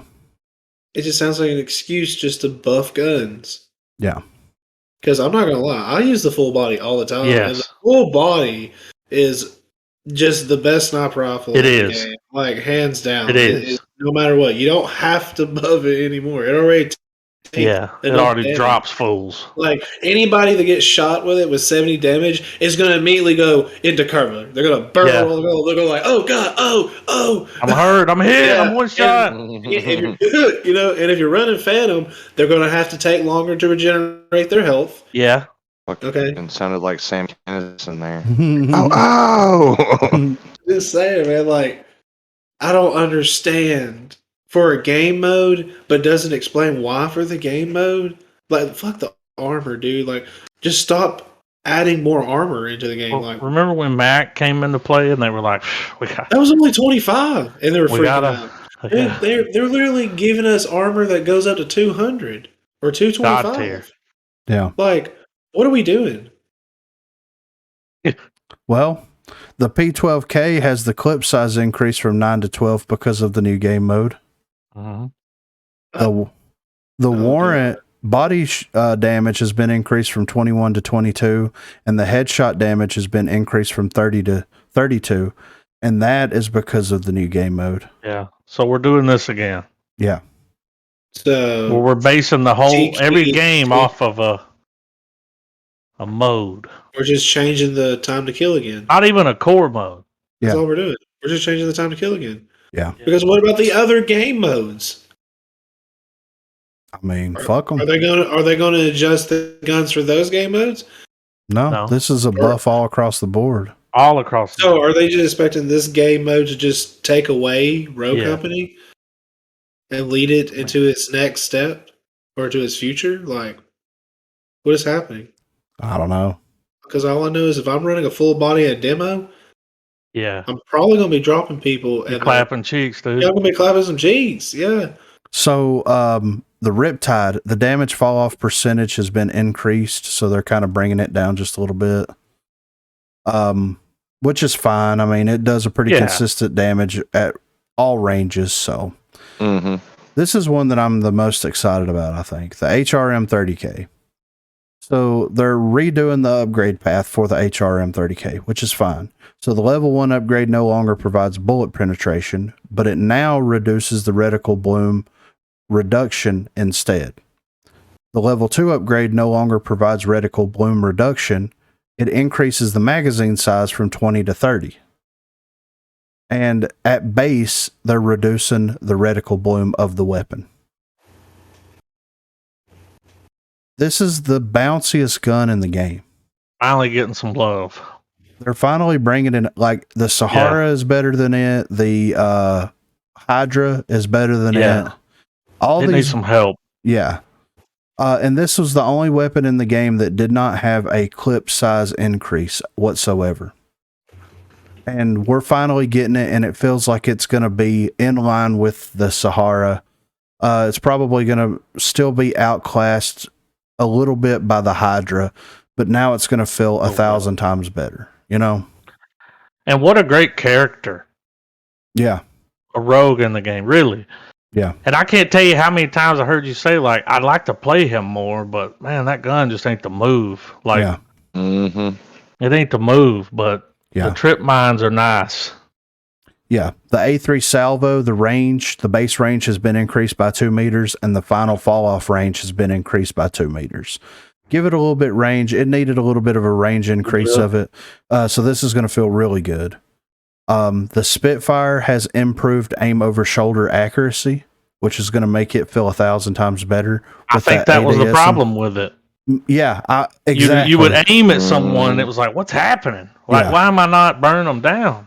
And then for the gadgets, the tear gas is now going to it has a slow increased to 25%, and the distortion effect has been increased by 15%.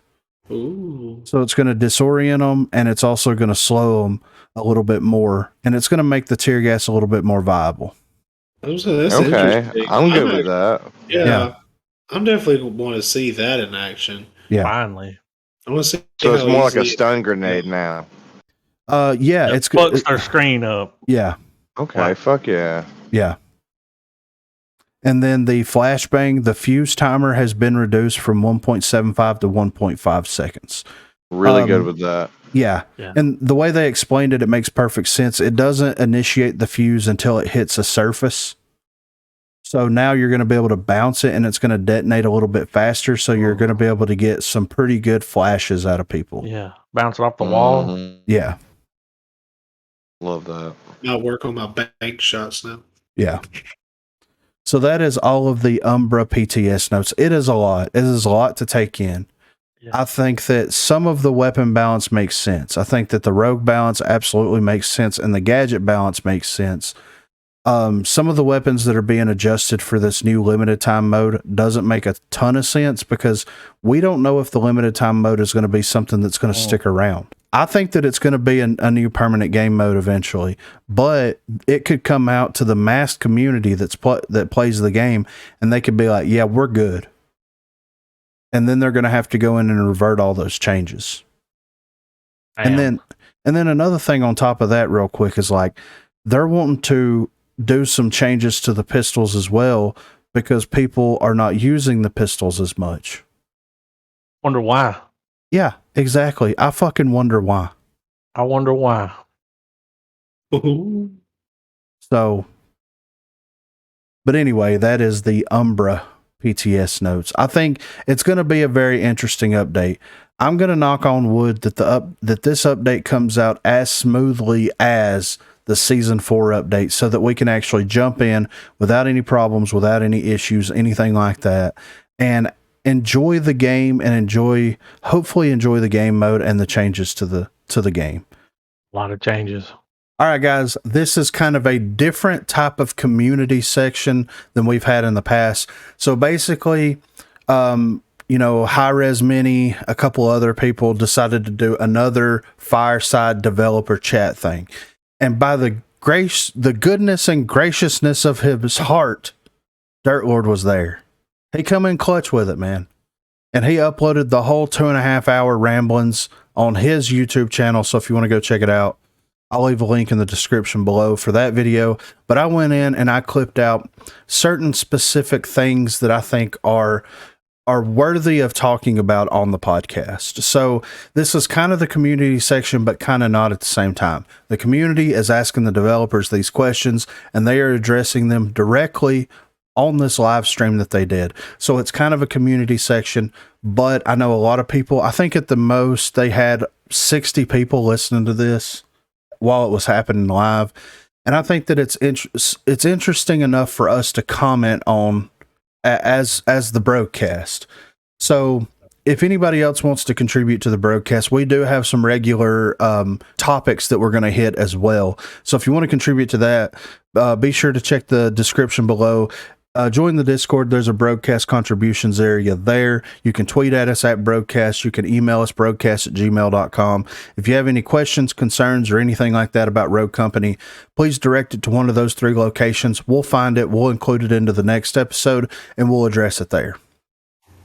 So on this first, Fireside developer chat thing, they were talking about the balance of Talon himself. We talked about this a little bit earlier about how the Talon dart and all this kind of stuff. So this is kind of like them going into it and them actually discussing the Talon dart situation and potential changes to Talon. I know we didn't get any changes in the Umbra update, but let's see what they have to say about the upcoming Talon changes. While you were here, Pretty Hair, let's talk about Talon. Yes, I just finished my video. I made about, I don't know how long is it? I think it's like about 3 or 4 minute long video, kind of diving in deeper on, and this is going to be something we try to do more on the patch notes, just because it's totally valid. You guys give the feedback. Sometimes you feel like we just change stuff for no reason. You guys have no idea why. Well, if that's our fault just for not giving the reasoning. So we're going to try to do a better job of giving our reasoning for changes and bigger stuff like this anyway. I have a video. It's uploaded, and Nick's probably going to post it on social media and wherever it needs to be. Yes, sir. But basically, we're just going into deeper why we made that change, and it's a good conversation, right? When you look at like what other Intel rogues bring to the table in Rogue Company, it's usually those true reveals. Talon just brings the radar detection thing, which is cool. It's unique. It's something that only he does, and a lot of people like that, and I understand that. But in our game, there's not a ton of stuff going on the radar. It's really just like people shooting pop up as the red darts. and like if you're glitch, you can see your radius on there. So like as like I'm an intel character, I'm trying to give my team intel. When there's not a lot going on the radar, your teammates aren't really like trained to like look up there so much. They're much more used to looking in the world and getting all that they need to play the game and make their decisions in the world. And that's where the true reveals are, right? When Dallas or Seeker lights somebody up, that's where your teammates see them. They get a little ping noise. They see the red outline. It tracks their movement. We think that the true reveals like that are a lot stronger, obviously, than what Talon was able to do. But he had that sort of stealth element about them. Basically, it's a part of his play rate. Statistically, we wanted to do something to like excite people and make more people play Talon. A lot of people are regarding it as a nerf. I personally think the true reveal is stronger. The biggest side effect of this is that now people know that they're being revealed by Talon, which is totally valid. It's a trade-off there, but we think the trade-off is worth it. As an intel rogue right now in Rogue Company, that generally means you're revealing enemies for your team to kind of play around. And Talon, he did that in his own like little special niche way that we think maybe people just aren't aware enough of this. They just aren't playing around Talon's ability, revealing people, detecting them only on the radar. Let's bring it to an in-world reveal like every other intel rogue and see kind of how people respond to it. As far as the radius change, a lot of people are upset about the range. Part of the reason that we were scared and wanted to make the range a little bit smaller is the bigger that range is, the more like cheesy spots there is to put that dart to where if I'm an enemy and I'm getting revealed by this thing, like I just have no chance to get to this thing. Like it's tucked up in this corner somewhere and the range is big enough to reveal this really important choke point. Like I have I used a couple of the examples. Even with the small radius, there's a couple of like cheesy spots, right, that you can do this. One I show in the video is on High Castle. You can like stick it to this wall that's in mid, and you can basically reveal everybody that's inside of the little like kitchen area, and they're coming out to like come to the small courtyard where I think it's the B bomb site is. The bomb site that's not on the wizard tower, obviously. So you can stick it there, and now I'm revealed anytime I come through like this super critical choke point. But I can't destroy this dart unless I'm glitch, or if I literally get control of mid to get an angle on this thing. So it's like, it's this trade-off, right? We have to be careful about making this radius too big and allowing these like cheesy spots to come through. So it's a change that we feel really good about. That was a lot of words that I threw at you, but we have a video coming later on all these thoughts and why we did what we did. And you know, nothing is set in stone forever, right? That we're just want to be careful with the radius right now. And if statistics and people continue to, you know, let us know that, hey, we think the radius could be a little bit bigger on this thing, then we're going to do so. But we do not see that as a straight up nerf to Talon. It's just it's a change to the fundamental way that ability kind of works and reveals people that we think is stronger than the way that he used to reveal people. And so we think as a result of that, some of that radius needed to come down. I like pretty hair. Yeah, I want to say I like pretty hair. Yeah, pretty hair is cool in my book. Yeah, and I understand why, you know, they wanted to be careful with like how large the actual radius of it is. But he also mentions, and this is kind of the most important takeaway thing, is if people are saying that the radius or that the actual the way it reveals now is not good and people don't like it, then they are definitely opposed to not reverting it back or increasing the radius of it. And I think that that Talon, not this update, not the Umbra update, but going to happen. They're going to continue to tweak him and get him in a good spot. Yeah. And I feel like they should. Oh, go ahead. Well, I feel like that they could add a secondary purpose for a perk that's already in the game right now. So why can't the dart do both?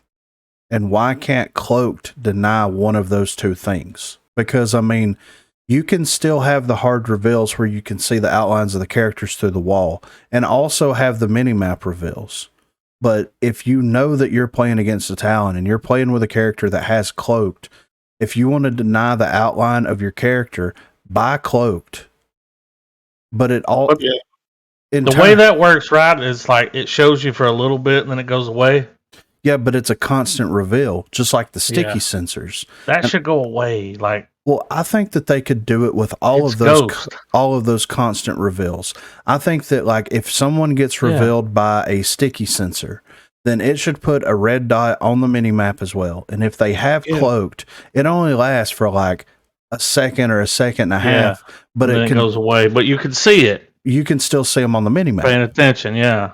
I've never played a game that was a PvP that didn't have a mini map. Yeah.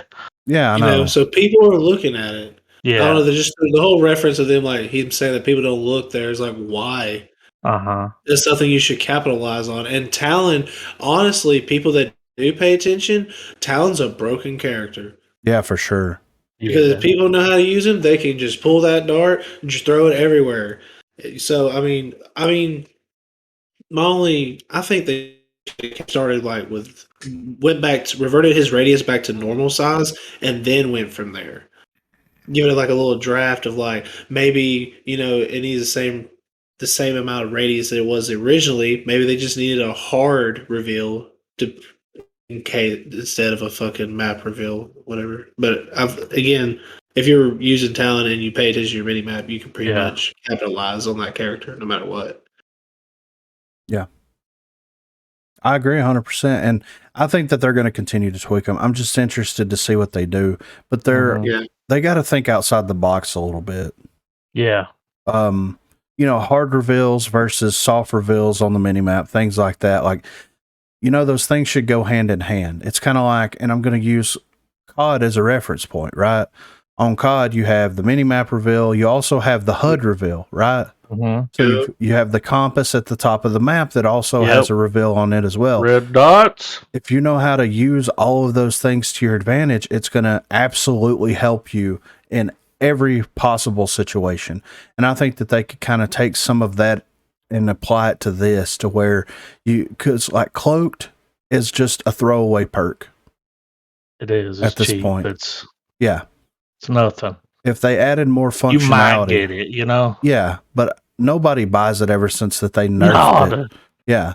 So if they added a little bit more functionality into that perk itself, and also created something else with some of the hard constant reveals that are constantly refreshing, the sticky sensors, the Talon Dart now, things like that, I think that would introduce a very interesting playstyle, and you would be able to capitalize on the perk and also the abilities themselves. Next up here, we have the scope toggle. They talk about the scope toggle in this, and this is a little short clip, but I thought this was very interesting. They also explain to us exactly how the scope toggle is going to work in the future. I see a question here about the scope. I wasn't sure. Is that what you're going to point out too, Minnie? Because I know we've talked about this previously. Yeah, the LR15. The LR15 scope. Full body. Versus like the close zoom versus the far zoom, and kind of what we're doing around that. If you want to touch on that. Oh yeah, so we reverted it back to the old way. The feedback was kind of like, some people liked it, some people hated it, some people were like, I'm like, I could go either way on it. So basically we're reverting it until we can re-implement it as a toggle zoom. So you could you're going to scope in, and then it's probably going to be like your sprint keybind, right? That toggles between, because you can't sprint when you're scoped in, right? So that keybind becomes toggle zoom at that point. And you can kick between the old and the new FOV and zoom levels. Yeah, we saw that recommendation, and we talked about it with Pretty Hair and the rest of the design team. It's like, oh yeah, if we can do that, so it's like the player choice, that makes perfect sense to us. It'd be nice to see them. I was gonna say it'd be nice to see them implement something. I wouldn't use it personally because I liked the zoom originally. I mean, again, when they changed the scope, I was kind of weird with it. Yeah, but I remember. Yeah. Then, yeah. Yes. You're like, what the fuck? Griffin was like, I like it. And he was like, well, I don't want it zoomed in as much myself because I'm sitting really close to the screen. Yeah. That's my thing. I'm like 2 feet away, dude. So it would be nice if I could get a little more on the sides because I'm close. I'm just right up in it. And again, you're playing a game that you shouldn't be hard scoping down range. You should be trying to get that shot, and sure, you don't want to be quick scoping, but if you can quick scope, fucking quick scope. But that's pretty much what you just do. What you do, just right? Pow, yeah. There they are. Yeah, I mean that's I'm what I do. Peek it, yeah. I mean, I've been doing that my whole life. So yeah, I pick up a sniper rifle, I'm going to quick scope. So So next up, we have ranked rewards and ranked game modes. They kind of hit on this a little bit and talk about possibly in the future changing up the way that the rank system works. I see a couple people talking about like ranked rewards and stuff, and something that is in one of Tragedy's videos of just like having different modes in ranked is something that sounds super exciting to me, because I'm not the biggest demolition guy, right? But I might mess with a strikeout ranked like a lot harder, or a whatever ranked. Like how interested would you guys be in rotating out game modes in ranked? How often would you want multiple game modes per season, or would you want like it to just be strikeout for a season, then just demolition for a season, or something like that? Wow. That could be a fun one, right? Like I think that's something we're really excited. But for us, Game mode, there's a lot to talk about internally still. So a lot of love it's something we really we think would be super interesting, and just to keep ranked fresh, right, season to season. And not everyone is a demo guy, not everyone's a strikeout person, not everyone likes King of the Hill, like or team deathmatch or whatever it is. Doesn't all games have a team deathmatch? So common. Yeah. So with the whole thing about like the rank system and everything, it's like I get it. Like I'm sure there's a ton of people that come into the game. This goes back to the health regeneration where they just primarily focus on respawn modes, right? But how they're going to have to they don't even have the matchmaking working correctly, right? Mm-hmm. And they did say in the Umbra update, they are adding the new code in for the matchmaking system. They don't put that on the patch notes, but I remember Pretty Hair saying that they are adding the new matchmaking code, and it's going to hopefully be a better experience all around. So, of course, we'll be talking about that. But they can't even get the matchmaking system for ranked or for casuals right now working correctly. How are you going to make something, in my opinion, that is supposed to be competitive to where it's not going to be cheesy, that you're going to feel rewarded by progressing through this in a ranked mode? And with single life modes like demolition, where you're planting and diffusing bombs and things like that, there's a safety net there for the rank system, because it's cut and dry. Like you have one life, how well you perform and your team performs dictates how everything goes. In something like Strikeout, you're at the mercy of where that spawn point is, or where that capture point is. You're in King of the Hill, you're at the mercy of who has advantage to rotate into these King of the Hill areas and be able to lock them down before the enemy team gets there. It's just like the battle zone stuff. There's too many inconsistent variables in those game modes to actually take it seriously as a competitive mode. It's over. And you just get lopsided really fast for one team. Yeah. It's not a fair challenge. Exactly. Once you catch the momentum, dude. Yeah. You got them. I mean, sure, like maybe once in a blue moon, there's a team that can pull it off, but like rarely is it seen that once a team is like so far behind and they just make an substantial comeback. Yeah. I think that if they wanted to introduce a respawn ranked mode, then they need to introduce a completely new game mode, like Capture the Flag or like Oddball. That would be cool. Yeah, something like that. Yeah. I want to play that. I'm actually shocked that they haven't implemented a game like Capture the Flag in the game. Yeah. So they're going to have to do a ton of work, because it's not going to feel rewarding. And everybody that's saying that they want respawn game modes in ranked, they're going to go into it thinking that they're going to be rewarded and that they're going to, I do so good in public matches because I'm going to pick Lancer and run around the map and just destroy everybody. And it's like, yeah, but in ranked, it's a little bit of a different environment. You have bans, you have all this other stuff going on. It's a completely different meta. It's a completely different environment. It's not going to be the same as you think it's going to be. No. And you're going to feel very bad playing that game mode and realizing exactly what it is. I had to throw this next one in here. This is about player reports. And they go into exactly how they determine when someone and how someone gets their account, whether it's suspended, banned, blocked, whatever you want to call it. They kind of go in depth with it. And I think that this is good information for the entire community as a whole. There was a question in here about there was 3 questions. I don't remember your third question. I will answer the second question because I do remember that one. Your second question was whether or not the reports in which you send are actioned upon, if they are used, if they're useful. The answer is yes. So, but there's also, let me explain how. So whenever we get reports of a player being really toxic, for instance, and we look at that report, we will frequently then see if there are other reports about that player made by other players for the same thing. And that's just to confirm, like, yes, this person has a history of this behavior. And that really does help us. There are also times where players have kind of like told on themselves, where we've looked at a report for someone being toxic and then found out that person that we're investigating has sent in reports, and they have used things like hate speech words to report their teammates falsely. So that's really helpful.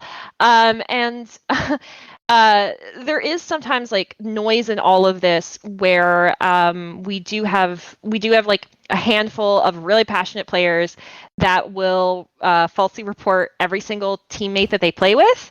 And so sometimes we'll receive like 1,100 reports from one player in a 30-day period, and that can make parsing through those reports a little bit slower of a process.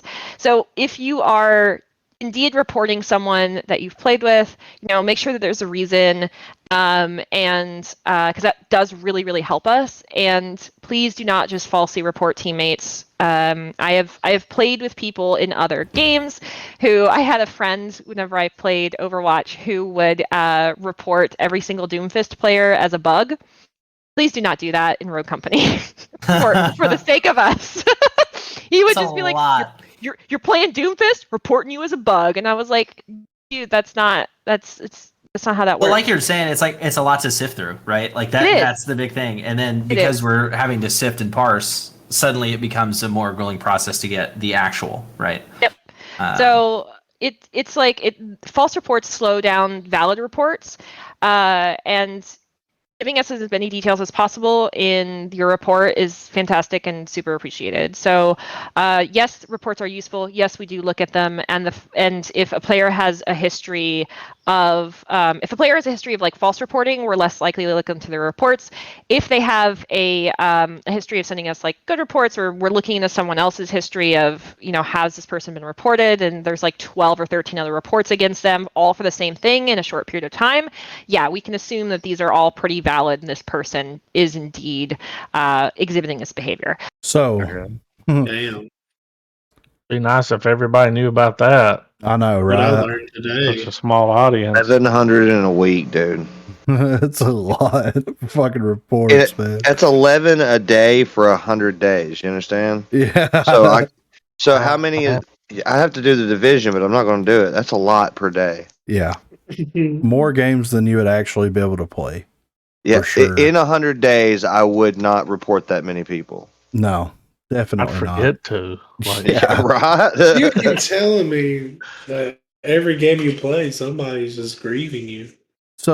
So it's nice to know that information, to where like, okay, so if the same person continuously gets reported, then it's going to flag that person's account. It's going to flag those reports, and they're going to investigate it. And if basically they're not even going to review the match or anything like that, they're just going to go in. It's like, oh, this person has been reported in the last 5 days, let's say 50 times by 50 different players about aimbot or wall hacks.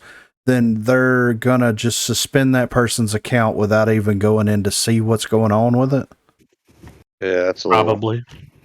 So, like, I understand it's a lot to go through. I understand it's a small company, but holy shit, that's fucked up. Because I'm sure I've been reported multiple times For sure. for aimbot or wall hacks or anything like that. And I don't use any of that stuff.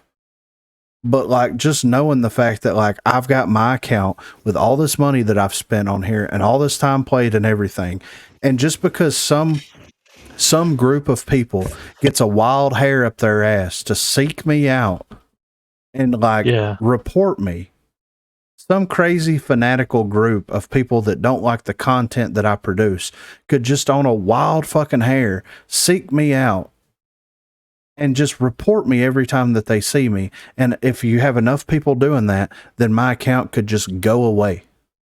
You don't want to give them an idea, bud. I know. Some crazy cancel culture shit right there. Yeah, It really is.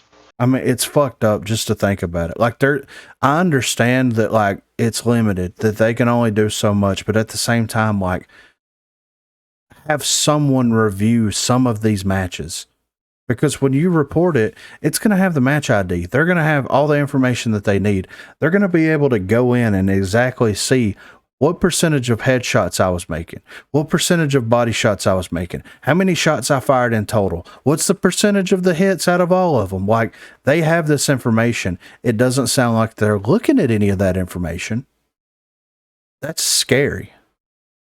That is scary to think about. I mean, if someone wanted to go in and legitimately troll Radthar, they could. And an entire community of people backed it. A Reddit thread. Yes. That could destroy that account. That's nuts. I mean, it's a good thing he's got a backup, but still. Yeah. I mean, I don't know, man. That's crazy. That is absolutely insane. Next up, melee and pistol mastery. So Pretty Hair's back on this when we get a little bit more insight on the melee and pistol mastery and what could be potentially coming into the game in the future. Maybe you can answer this one, Pretty Hair. Are we going to see an improvement on ranked rewards? And also, we see the option to swap pistols with weapon mastery in the future. Not to put you on the spot, but we actually talked about that today.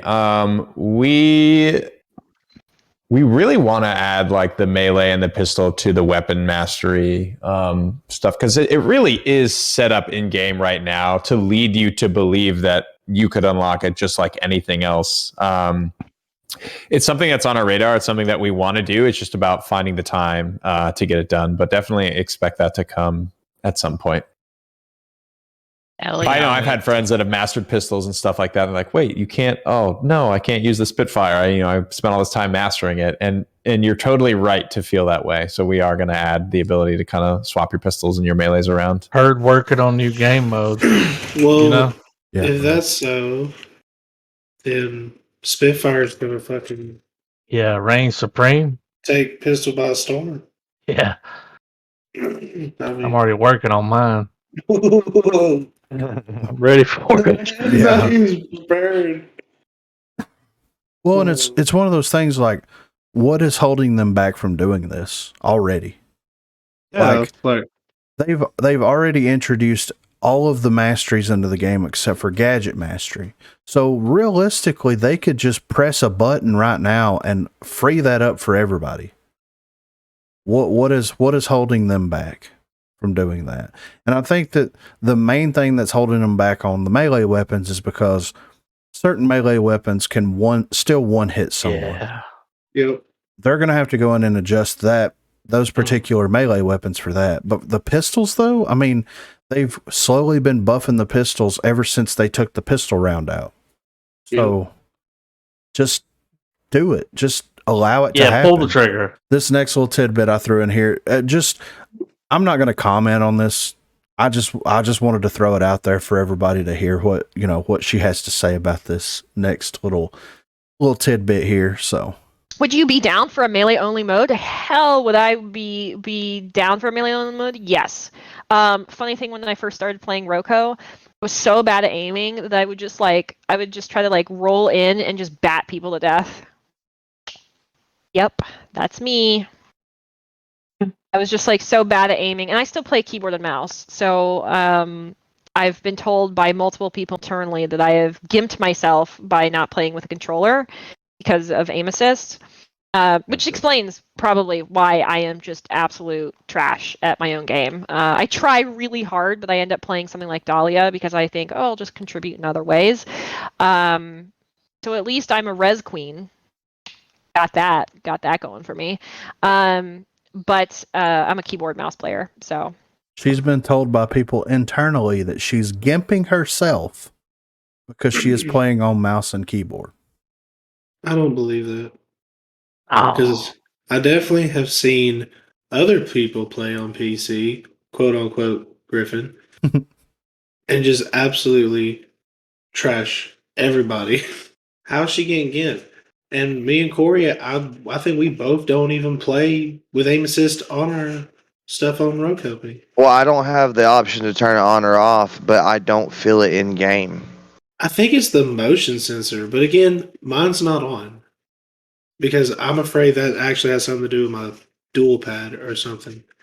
Well, whatever it is, mine doesn't work. So, because if it did work, I would be a much better player. I mean, I feel like mine doesn't work either. So Everything was fine before the summer update. Yeah. Zerger, I'm with Zerger on that one, man. Yeah. I'm just not as vocal as he is. All right, this is the last fireside chat that I clipped out that I wanted to kind of throw up on here. I think this is a very interesting topic here, and I think that a lot of people will be very interested to hear what they have to say about this as well. And I think it's good to get this information out there because at this moment, whenever this was happening, there was 41 people actually listening to this. So let's throw it out there. Let's see what they have to say about the content creator program. How many subs do you have to be a Rogue partner? So just for confusion's sake, we have there were Rogue partners, which were people that were streaming on the Rogue Company channel, and it's something that we no longer have any Rogue partners. So we have no one else streaming on the Rogue Company channel. Like, for instance, we had Elvin on there, we had Bandit on there, we had Gummy on there, and Radthar and a couple others, and they were partners, and so that meant that they were streaming to the twitch.tv/Rogue Company channel. But we do not currently have our partner program running. We do have the content creator program, and that has specific guidelines for how many you need. iHard is a content creator, yes. So if you go to Rogue Company, I think it's creators. Yeah, it's creators. I don't know how many of you guys can hear my blue keyboard. I'm sorry, my blue switches. But here are the guidelines for Rogue Company creator program requirements. Very, very rarely we will invite a creator into that program that doesn't quite meet the guidelines because we think that their content is really great. They're really, really passionate. They're very, very consistent. So it really depends. So if someone is just, they make a lot of Roco content. They're really passionate about the game. They make really good quality content too. They have a really great community following. It's very positive. We will, even if they don't quite make it in, like maybe they're under the numbers by like 100 or 200 if it's like the 2000, or maybe they're underneath the consistent average concurrent viewers by like 10 or 5 or something like that, like a small margin. We'll invite them in because we really want to promote this person. We really want this person in the program. We think that they're important to the community, and we really want to highlight what they do. So that's kind of where we fall whenever I'm doing this. We will at some point be expanding the creator program so that players who are like cosplayers, who are artists, who are musicians, people who make like Rogue Company content that is not just video production with, say, Twitch or YouTube, people who do podcasts, that kind of thing, and have certain follower bases, they will also be able to apply. So we're going to expand this in the future. It's not expanded right now, but in the future it will be expanded, and people who make other kinds of content will be in there. So we got a bit of a shot. So we're too critical. We're definitely too critical. That's 100% valid. Yes, but here's one thing that I wanted to mention on what they're doing here. So whenever you go over to roguecompany.com, right, and you go to creators right here, there's a tab. There is definitely a tab for it. So if you bring this up, it says if you're a creator regularly producing content about Rogue Company, The team at First Watch Games is here to help support your mission. Our goal with the creator program is to provide assistance for passionate fans by offering resources to aid in content creation and growing your own communities. So if you scroll down here to the creator program requirements, if you are a content creator, you must have 40 plus average concurrent viewers in the past 30 days, or 2,000 plus views per video in the past 30 days. With this information, I think it's very safe to say that 90% of the people that are currently in the creator program do not meet any of these guidelines. Those some big numbers. Yes. They are big numbers, especially for a small game. Yeah. And I'm not doing this to pick on anybody, right? No. Not at all. I'm just going to go based off of what they're saying. So they are saying in their description that 2,000 plus views per video in the past 30 days, right? Yeah. The most recent content creator that has been added to the creator program has been Brad, right? Mm-hmm. Great guy, absolutely deserves this, 1,000%, right? Yeah. Love watching his videos. He is a fantastic content creator. The happiest motherfucker you'll ever see. Yeah. If you go through his last month's uploads, he maybe out of, let's say 20 videos, maybe 2 videos, 3 videos has over 2,000 views. And that's not shitting on Brad. That's not shitting on anybody. This is just the reality of the situation here. Yeah. We're just using numbers here. Yes, we're If absolutely. anyone deserves to be in that program, it's Brad. Yeah, absolutely. So, with that being said, they made the content creator program requirements so unrealistically high. Yeah. That way they can go in and cherry pick exactly who they want in the creator program. They can pluck them. You're cool.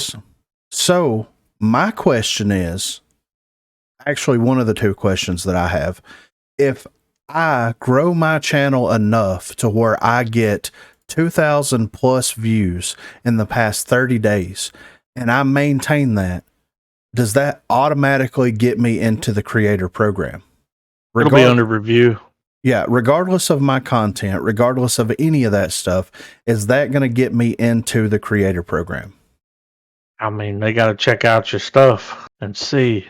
So my question is, why are the goals so unrealistically high? What's the deal with the safety nets?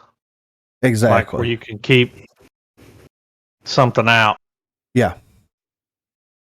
And then on top of that, why do we continue to have people that are part of the creator program that are not even playing the game anymore? Yeah.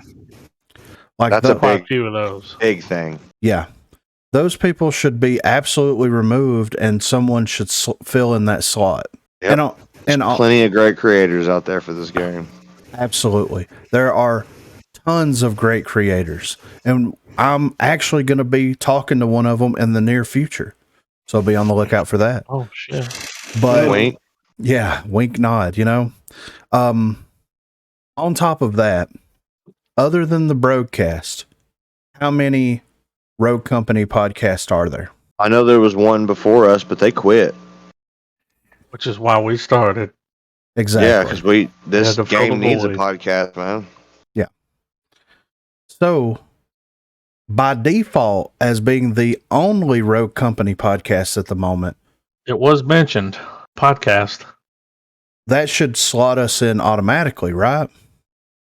There's a lot of questions here, but I think that this is not the right way to do this, in my opinion, because if you're going to have a creator program and you're going to want to grow creators as the game grows and you're going to want people out there producing content for your game, then it seems like to me, regardless of how that content comes off or is conveyed, that's only a positive and is going to drive people to the game. Because if I create a video and upload it and I'm dogging one aspect of the game, and then I upload a video the next day where I'm praising one aspect of the game, then I'm not just... Who in their right mind is going to devote a channel to a game that they hate? Exactly. Nobody. Nobody is going to take the time, well, except for Warzone players, but nobody is going to take the time to devote their life to producing a specific type of content if they're not passionate about it. And that in and of itself should net a lot of these people to be part of the creator program. I think that their goals that they're trying to get people to are so unbelievably unrealistic that it just allows them to be able to go in and cherry pick who they want. And if you meet their specific guidelines that they haven't produced, that they haven't put out into the world, if you meet these constraints, then you're in. Then you're a shoe-in for it. You can go through right now on YouTube and type in Rogue Company, and you will get a massive amount of creators that are not in the creator program that deserve to be in the creator program because they're producing. I think some are much better than some that are in the creator program. Yeah, absolutely. Yeah. There might be only 2 people in the actual Rogue creator program that I give a shit to watch. And one of those 2 people's Brad. Yeah. Oh yeah, absolutely.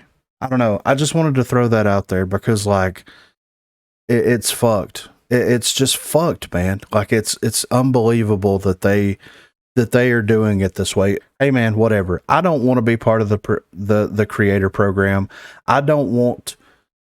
I would rather the Broguecast be part of the creator program because it's a group effort. It's something as a group we come together and discuss, and we leave it open enough so that people can get involved in the discussion. It's a podcast. It's a conversation. It's a little bit more long form. If anything deserves it, that deserves it. I don't want to be in it. I don't want to be associated with it so that I don't have to feel obligated to talk good about a shitty battle royale clone that they're trying to put into a game. It's fucked that they're doing this because someone could legitimately, and this is probably what's going to happen realistically, they're going to reach out to some content creator or they're going to do it in-house to create a Rogue Company podcast. To be more than likely. Yeah. They may push someone that is already part of the creator program into doing this, or they may do it themselves because we don't know who all works there. But we do know that if they curate it themselves, then it's not going to be as honest of an opinion as you're going to get here.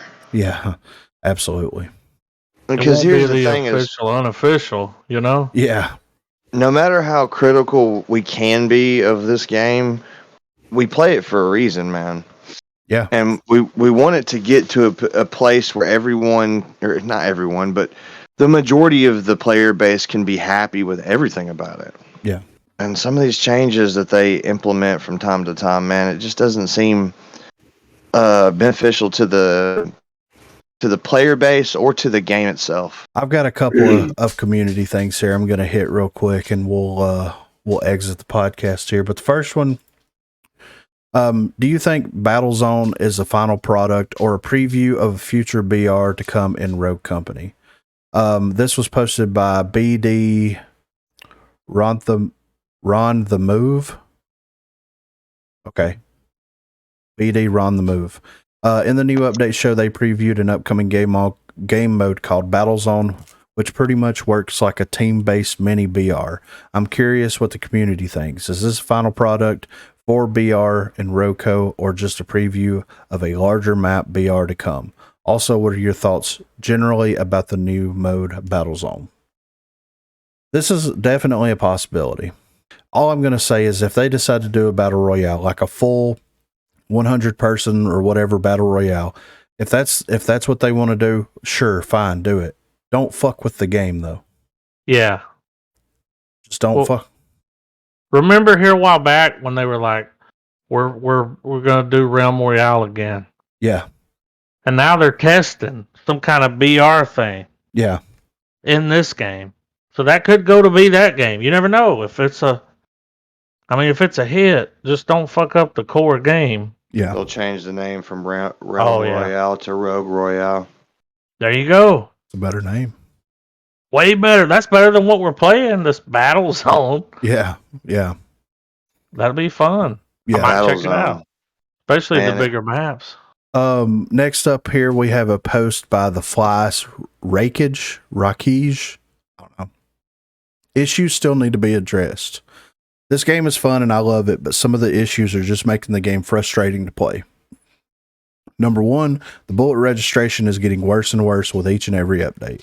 I'm losing gunfights that I should be winning because most of the bullets that I shoot will not register whatsoever. This needs to be fixed ASAP. Number two, getting shot around corners. This had been a major issue to me since last season. I'll get shot around a corner when I'm already around the corner. Like, how does that work? This isn't wanted, where people are curving bullets around corners and stuff. Come on now, it needs to be fixed ASAP. And number three, reporting does nothing. The amount of cheaters I've played against within the last 2 days alone have been infuriating. We report, but yet there's nothing being done about it, as well as the AFK players. All right, Fly. Everything but 3 is server related. Yes, 100%. 100%. Yeah. Like, no questions. Yeah. So 3 on the other hand. Yeah, right. I don't know. Yeah. Those first 2 are things I've been having problems with for a while, dude. Yeah. I'll know that I've rolled into cover and I'm well in cover and I'll still get downed. Dude, that's infuriating. We were playing before Griffin got on, and we were getting shot around corners like it was. Yeah. Now, to spin off of the shooting around corners thing, imagine there's a rogue in the future that when they activate their abilities, they can curve bullets a little bit. That'd be cool. Yeah. The rogue's name is Wanted.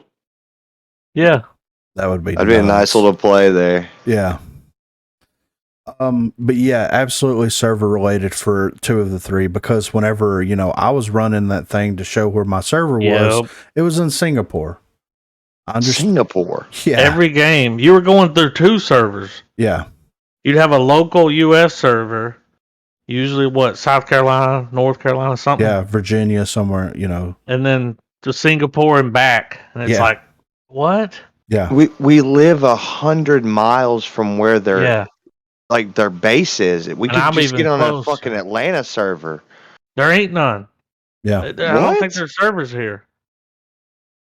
I don't think they have servers. So what's our nearest one? Like Virginia or some shit? Oh, I don't know, man. That's outsourced. Yeah. So, and this is kind of how I look at it. So on that program that I was using, it was connecting us to the closest server that it could connect us to send the stuff to Singapore. So that means that on the East Coast, on the NAE servers that we're queuing in, let's say that us 4 are playing and we're all generally located in the same area. And let's say that we're playing people from, let's say, New York. So New York is going to Virginia. We're going to Virginia. It's going to Singapore. It's coming back to Virginia, and then it's giving it to us. I will say it ran better when you were running that. Yeah, I know, right? I noticed it. Yeah, I noticed it. It ran better. I'm going to have to reinstall that beast. Yeah. Yeah, for sure, right? That's insane to me that we have out-of-country servers like that. Like, Eep. Next up here, we got a post by Strife KOR. Mouse and keyboard controller matchmaking exploit. Now, this is fucking insane, okay? So we all know in Rogue Company, we have a separated matchmaking for controllers and mouse and keyboard players, and also PC and console players for obvious reasons. The main one being the FPS difference. I've been experiencing an exploit where people are queuing logged onto console, and after the match starts on the first round, they quit the game on console and log in on PC, reconnecting to the same match on PC using mouse and keyboard at 120 FPS. The same is happening on PC to new generation consoles to benefit from enhanced aim assist on console against mouse and keyboard players. I think the devs should take a look at this exploit before it gets popular. That is fucked. I think this has been going on for a while, though. Remember all those times like where we were playing a team? It's like, oh, their Dallas left. Yeah. And then he came back the second round and it was just, we lost. It's like, what was that? And we thought he had aimbot. We reported him. Yeah. Like, that's what it was, that's man. finally coming to light, dude. I think that's what that is, because they would leave. Yeah. And here they come. Using the pistol only. Remember? Yeah, I remember. Yeah, dude, wrecking shit. And it was like, what's happening? Yeah. So if that's legitimately what's happening in the game, Rogue Company, First Watch Games, HiRez, y'all need to get y'all shit together. I got some splaining to do. Yeah, in a big way. Yeah. Last up here, we've got a post by Misty Zephyr. Interaction priorities need to be addressed. Now, this is something we've talked about in the past, but it's still happening. Every single time I go to revive someone by pressing F, I pick up another weapon instead, and my teammate bleeds out. When I try to repair my armor, I get ziplined directly into the enemy team and get obliterated. There are too many actions for only one single hotkey. This is very clunky and frustrating. Does anyone have a fix for this? Misty Zephyr, no, there is no fix for this, but how hard is it to go in there and separate some of this stuff out? I understand. If you're playing on a controller, you've only got so many buttons. That's it. That's the end of it. Like, you can only... But if you're on a keyboard, there's a whole nother level to what you can do, and you can't do it in this game. Yeah. And there's 40 more fucking keys. Yeah, exactly. They won't let you do it. Yeah. It's like, nope. It's infuriating, and which I'm a controller player, but still, it is infuriating to go to try to defuse the bomb and you repair your fucking armor, it blows up. Yeah. I think if you're over the bomb or like a person, it should take priority. Yes, for sure. Where it's like, this is what I'm here to do, not that. Like, why is it defusing the bomb? Why are you repairing your armor? Well, I'm sure it's a glitch and stuff, but what's crazy is you'll run up and you'll see the prompt to, get the bomb, and you'll still repair your armor even though you have that prompt on your screen. Yeah. That's what needs to be fixed. Yeah, that's what I'm saying. If the prompt's there, that's what I should be doing. Absolutely. And it's something simple. Like, how hard is it to program priority? Yeah. Simple. It can't be that hard because it happens in all the other games. Yeah, exactly. Override. Yeah. Just give us the ability. Like, if I'm down or if someone's down beside me and I'm like, I've got 5 seconds to res this person, and I run over to res them, and I'm repairing my fucking armor. I've heard it. Yeah. I've been laying there dying, and I can hear the clinking. You're like, I'm like, God damn it, I'm dead. Yeah, I know, man. It's like, okay. It sucks so bad. You got fresh armor, bro. Let's go. Good luck, How'd you get a shot? Yeah. So here is one thing that I am going to do before we leave. And I'm going to type up something to HiRezMini to offer what's happening? To offer a suggestion for the Fireside Chats, right? So I'm going to type this up real quick, and I'm going to let you guys know what I say. All right, so this is what I'm going to message HiRezMini. You guys let me know what you guys think. So, good afternoon, Minnie. My name is Griffin256, and I'm a Rogue Company content creator. I very much enjoyed listening to the Fireside Chat that you guys did recently, but I would like to offer a suggestion. Is there any way in the future you guys could post a Google form asking for questions from the community that cannot attend? If there are high-level questions, there would be plenty of time to ask the correct person to receive a high-level response. I believe this would encourage people to become more involved in Fireside Chat. We are currently recording the newest episode of Broguecast, a Rogue Company podcast, and we address some of the things that were mentioned in the Fireside Chats. Thank you for your hard work, and thank you for your time. Have a wonderful Thanksgiving. I think that's a great message. And not too much to ask. That is fucking Jim Halpert in a tuxedo classy. It's sent. Because they tried, man. I watched the whole 2.5 hours, dude. I watched it twice. Yeah, they tried to answer questions. She tried. There was a lot of the same questions coming in. Yeah. And even after she would answer them, you get the same one. It's like, we already answered that, man. Move on. Like, but having a form where people can, then you get a lot of the same questions. And like, just stack that one. There you go. You don't have to answer 6 of those. There's one. Well, here's one thing that I noticed about the Fireside Chat. They would go in there and someone would ask a question that she didn't have an answer to. Yeah. And nobody there had an answer to. They're like, oh, we got to check with the marketing team, or we got to check with this team or that team. If I double back. Yeah. And it's never going to come back up. They're never going to ask those people for the answers to those questions. It's just not going to happen. No. But if I submit a question through Google Forms, it's like, hey, can you guys explain to me how the matchmaking system in Ranked works? Then they can call up Joe Bob in the matchmaking department for Ranked and ask him how it works. And if he breaks it down as high level as he wants to, and he's okay with giving that information out, then why can't it be conveyed to the community? That would be nice. Mm-hmm. So I don't think that that's too much to ask for. No. And I Then also, maybe someone like you could get involved in the fireside chat because you were Exactly. working when it was happening. yeah, And that's why I capped it. yeah. Because I knew. So this is episode number 12 of the unofficial Rogue Company podcast. We covered so many things in this episode, and we have a lot of things to look forward to. Of course, the new character, new weapon, new game mode, and of course, all of the balancing changes. So please be on the lookout in the future whenever the Umbra update actually comes out. We will discuss, of course, the new character, the new game mode, and any of the balancing changes that came with it. And hopefully there will be more balancing changes and adjustments that will come from this extended PTS cycle that they do have. If you want to contribute to the Broguecast in any way, please be sure to reach out to us at Broguecast on Twitter, broguecast@gmail.com if you want to email us, or you can check the link in the description down below for the Discord server. Over at the Discord server, there is a Broguecast contribution section. So if you feel inclined to contribute to the podcast in that way, there is a section to do that. Anything that you guys send us, we will review and more than likely put it in a future episode of the Broguecast. Be on the lookout for the next episode. There's something very special that's going to be happening on that one once again. So please be on the lookout for that. So for the Broguecast, I'm here with Co Reed. I'm here with Dirt Lord. Here with Garbo. And I'm here with Griffin. And thank you guys so much for listening, so much for watching. And please feel free to comment anything down in the comment section below if you agree with us, if you disagree with us, and let us know what you're most excited about in the Umbra update. Is it the character? Is it the game mode? Is it the balance? Be sure to let us know that information. Please be on the lookout in the future for the next episode. Thanks for watching, guys. Battle Zone. Oof.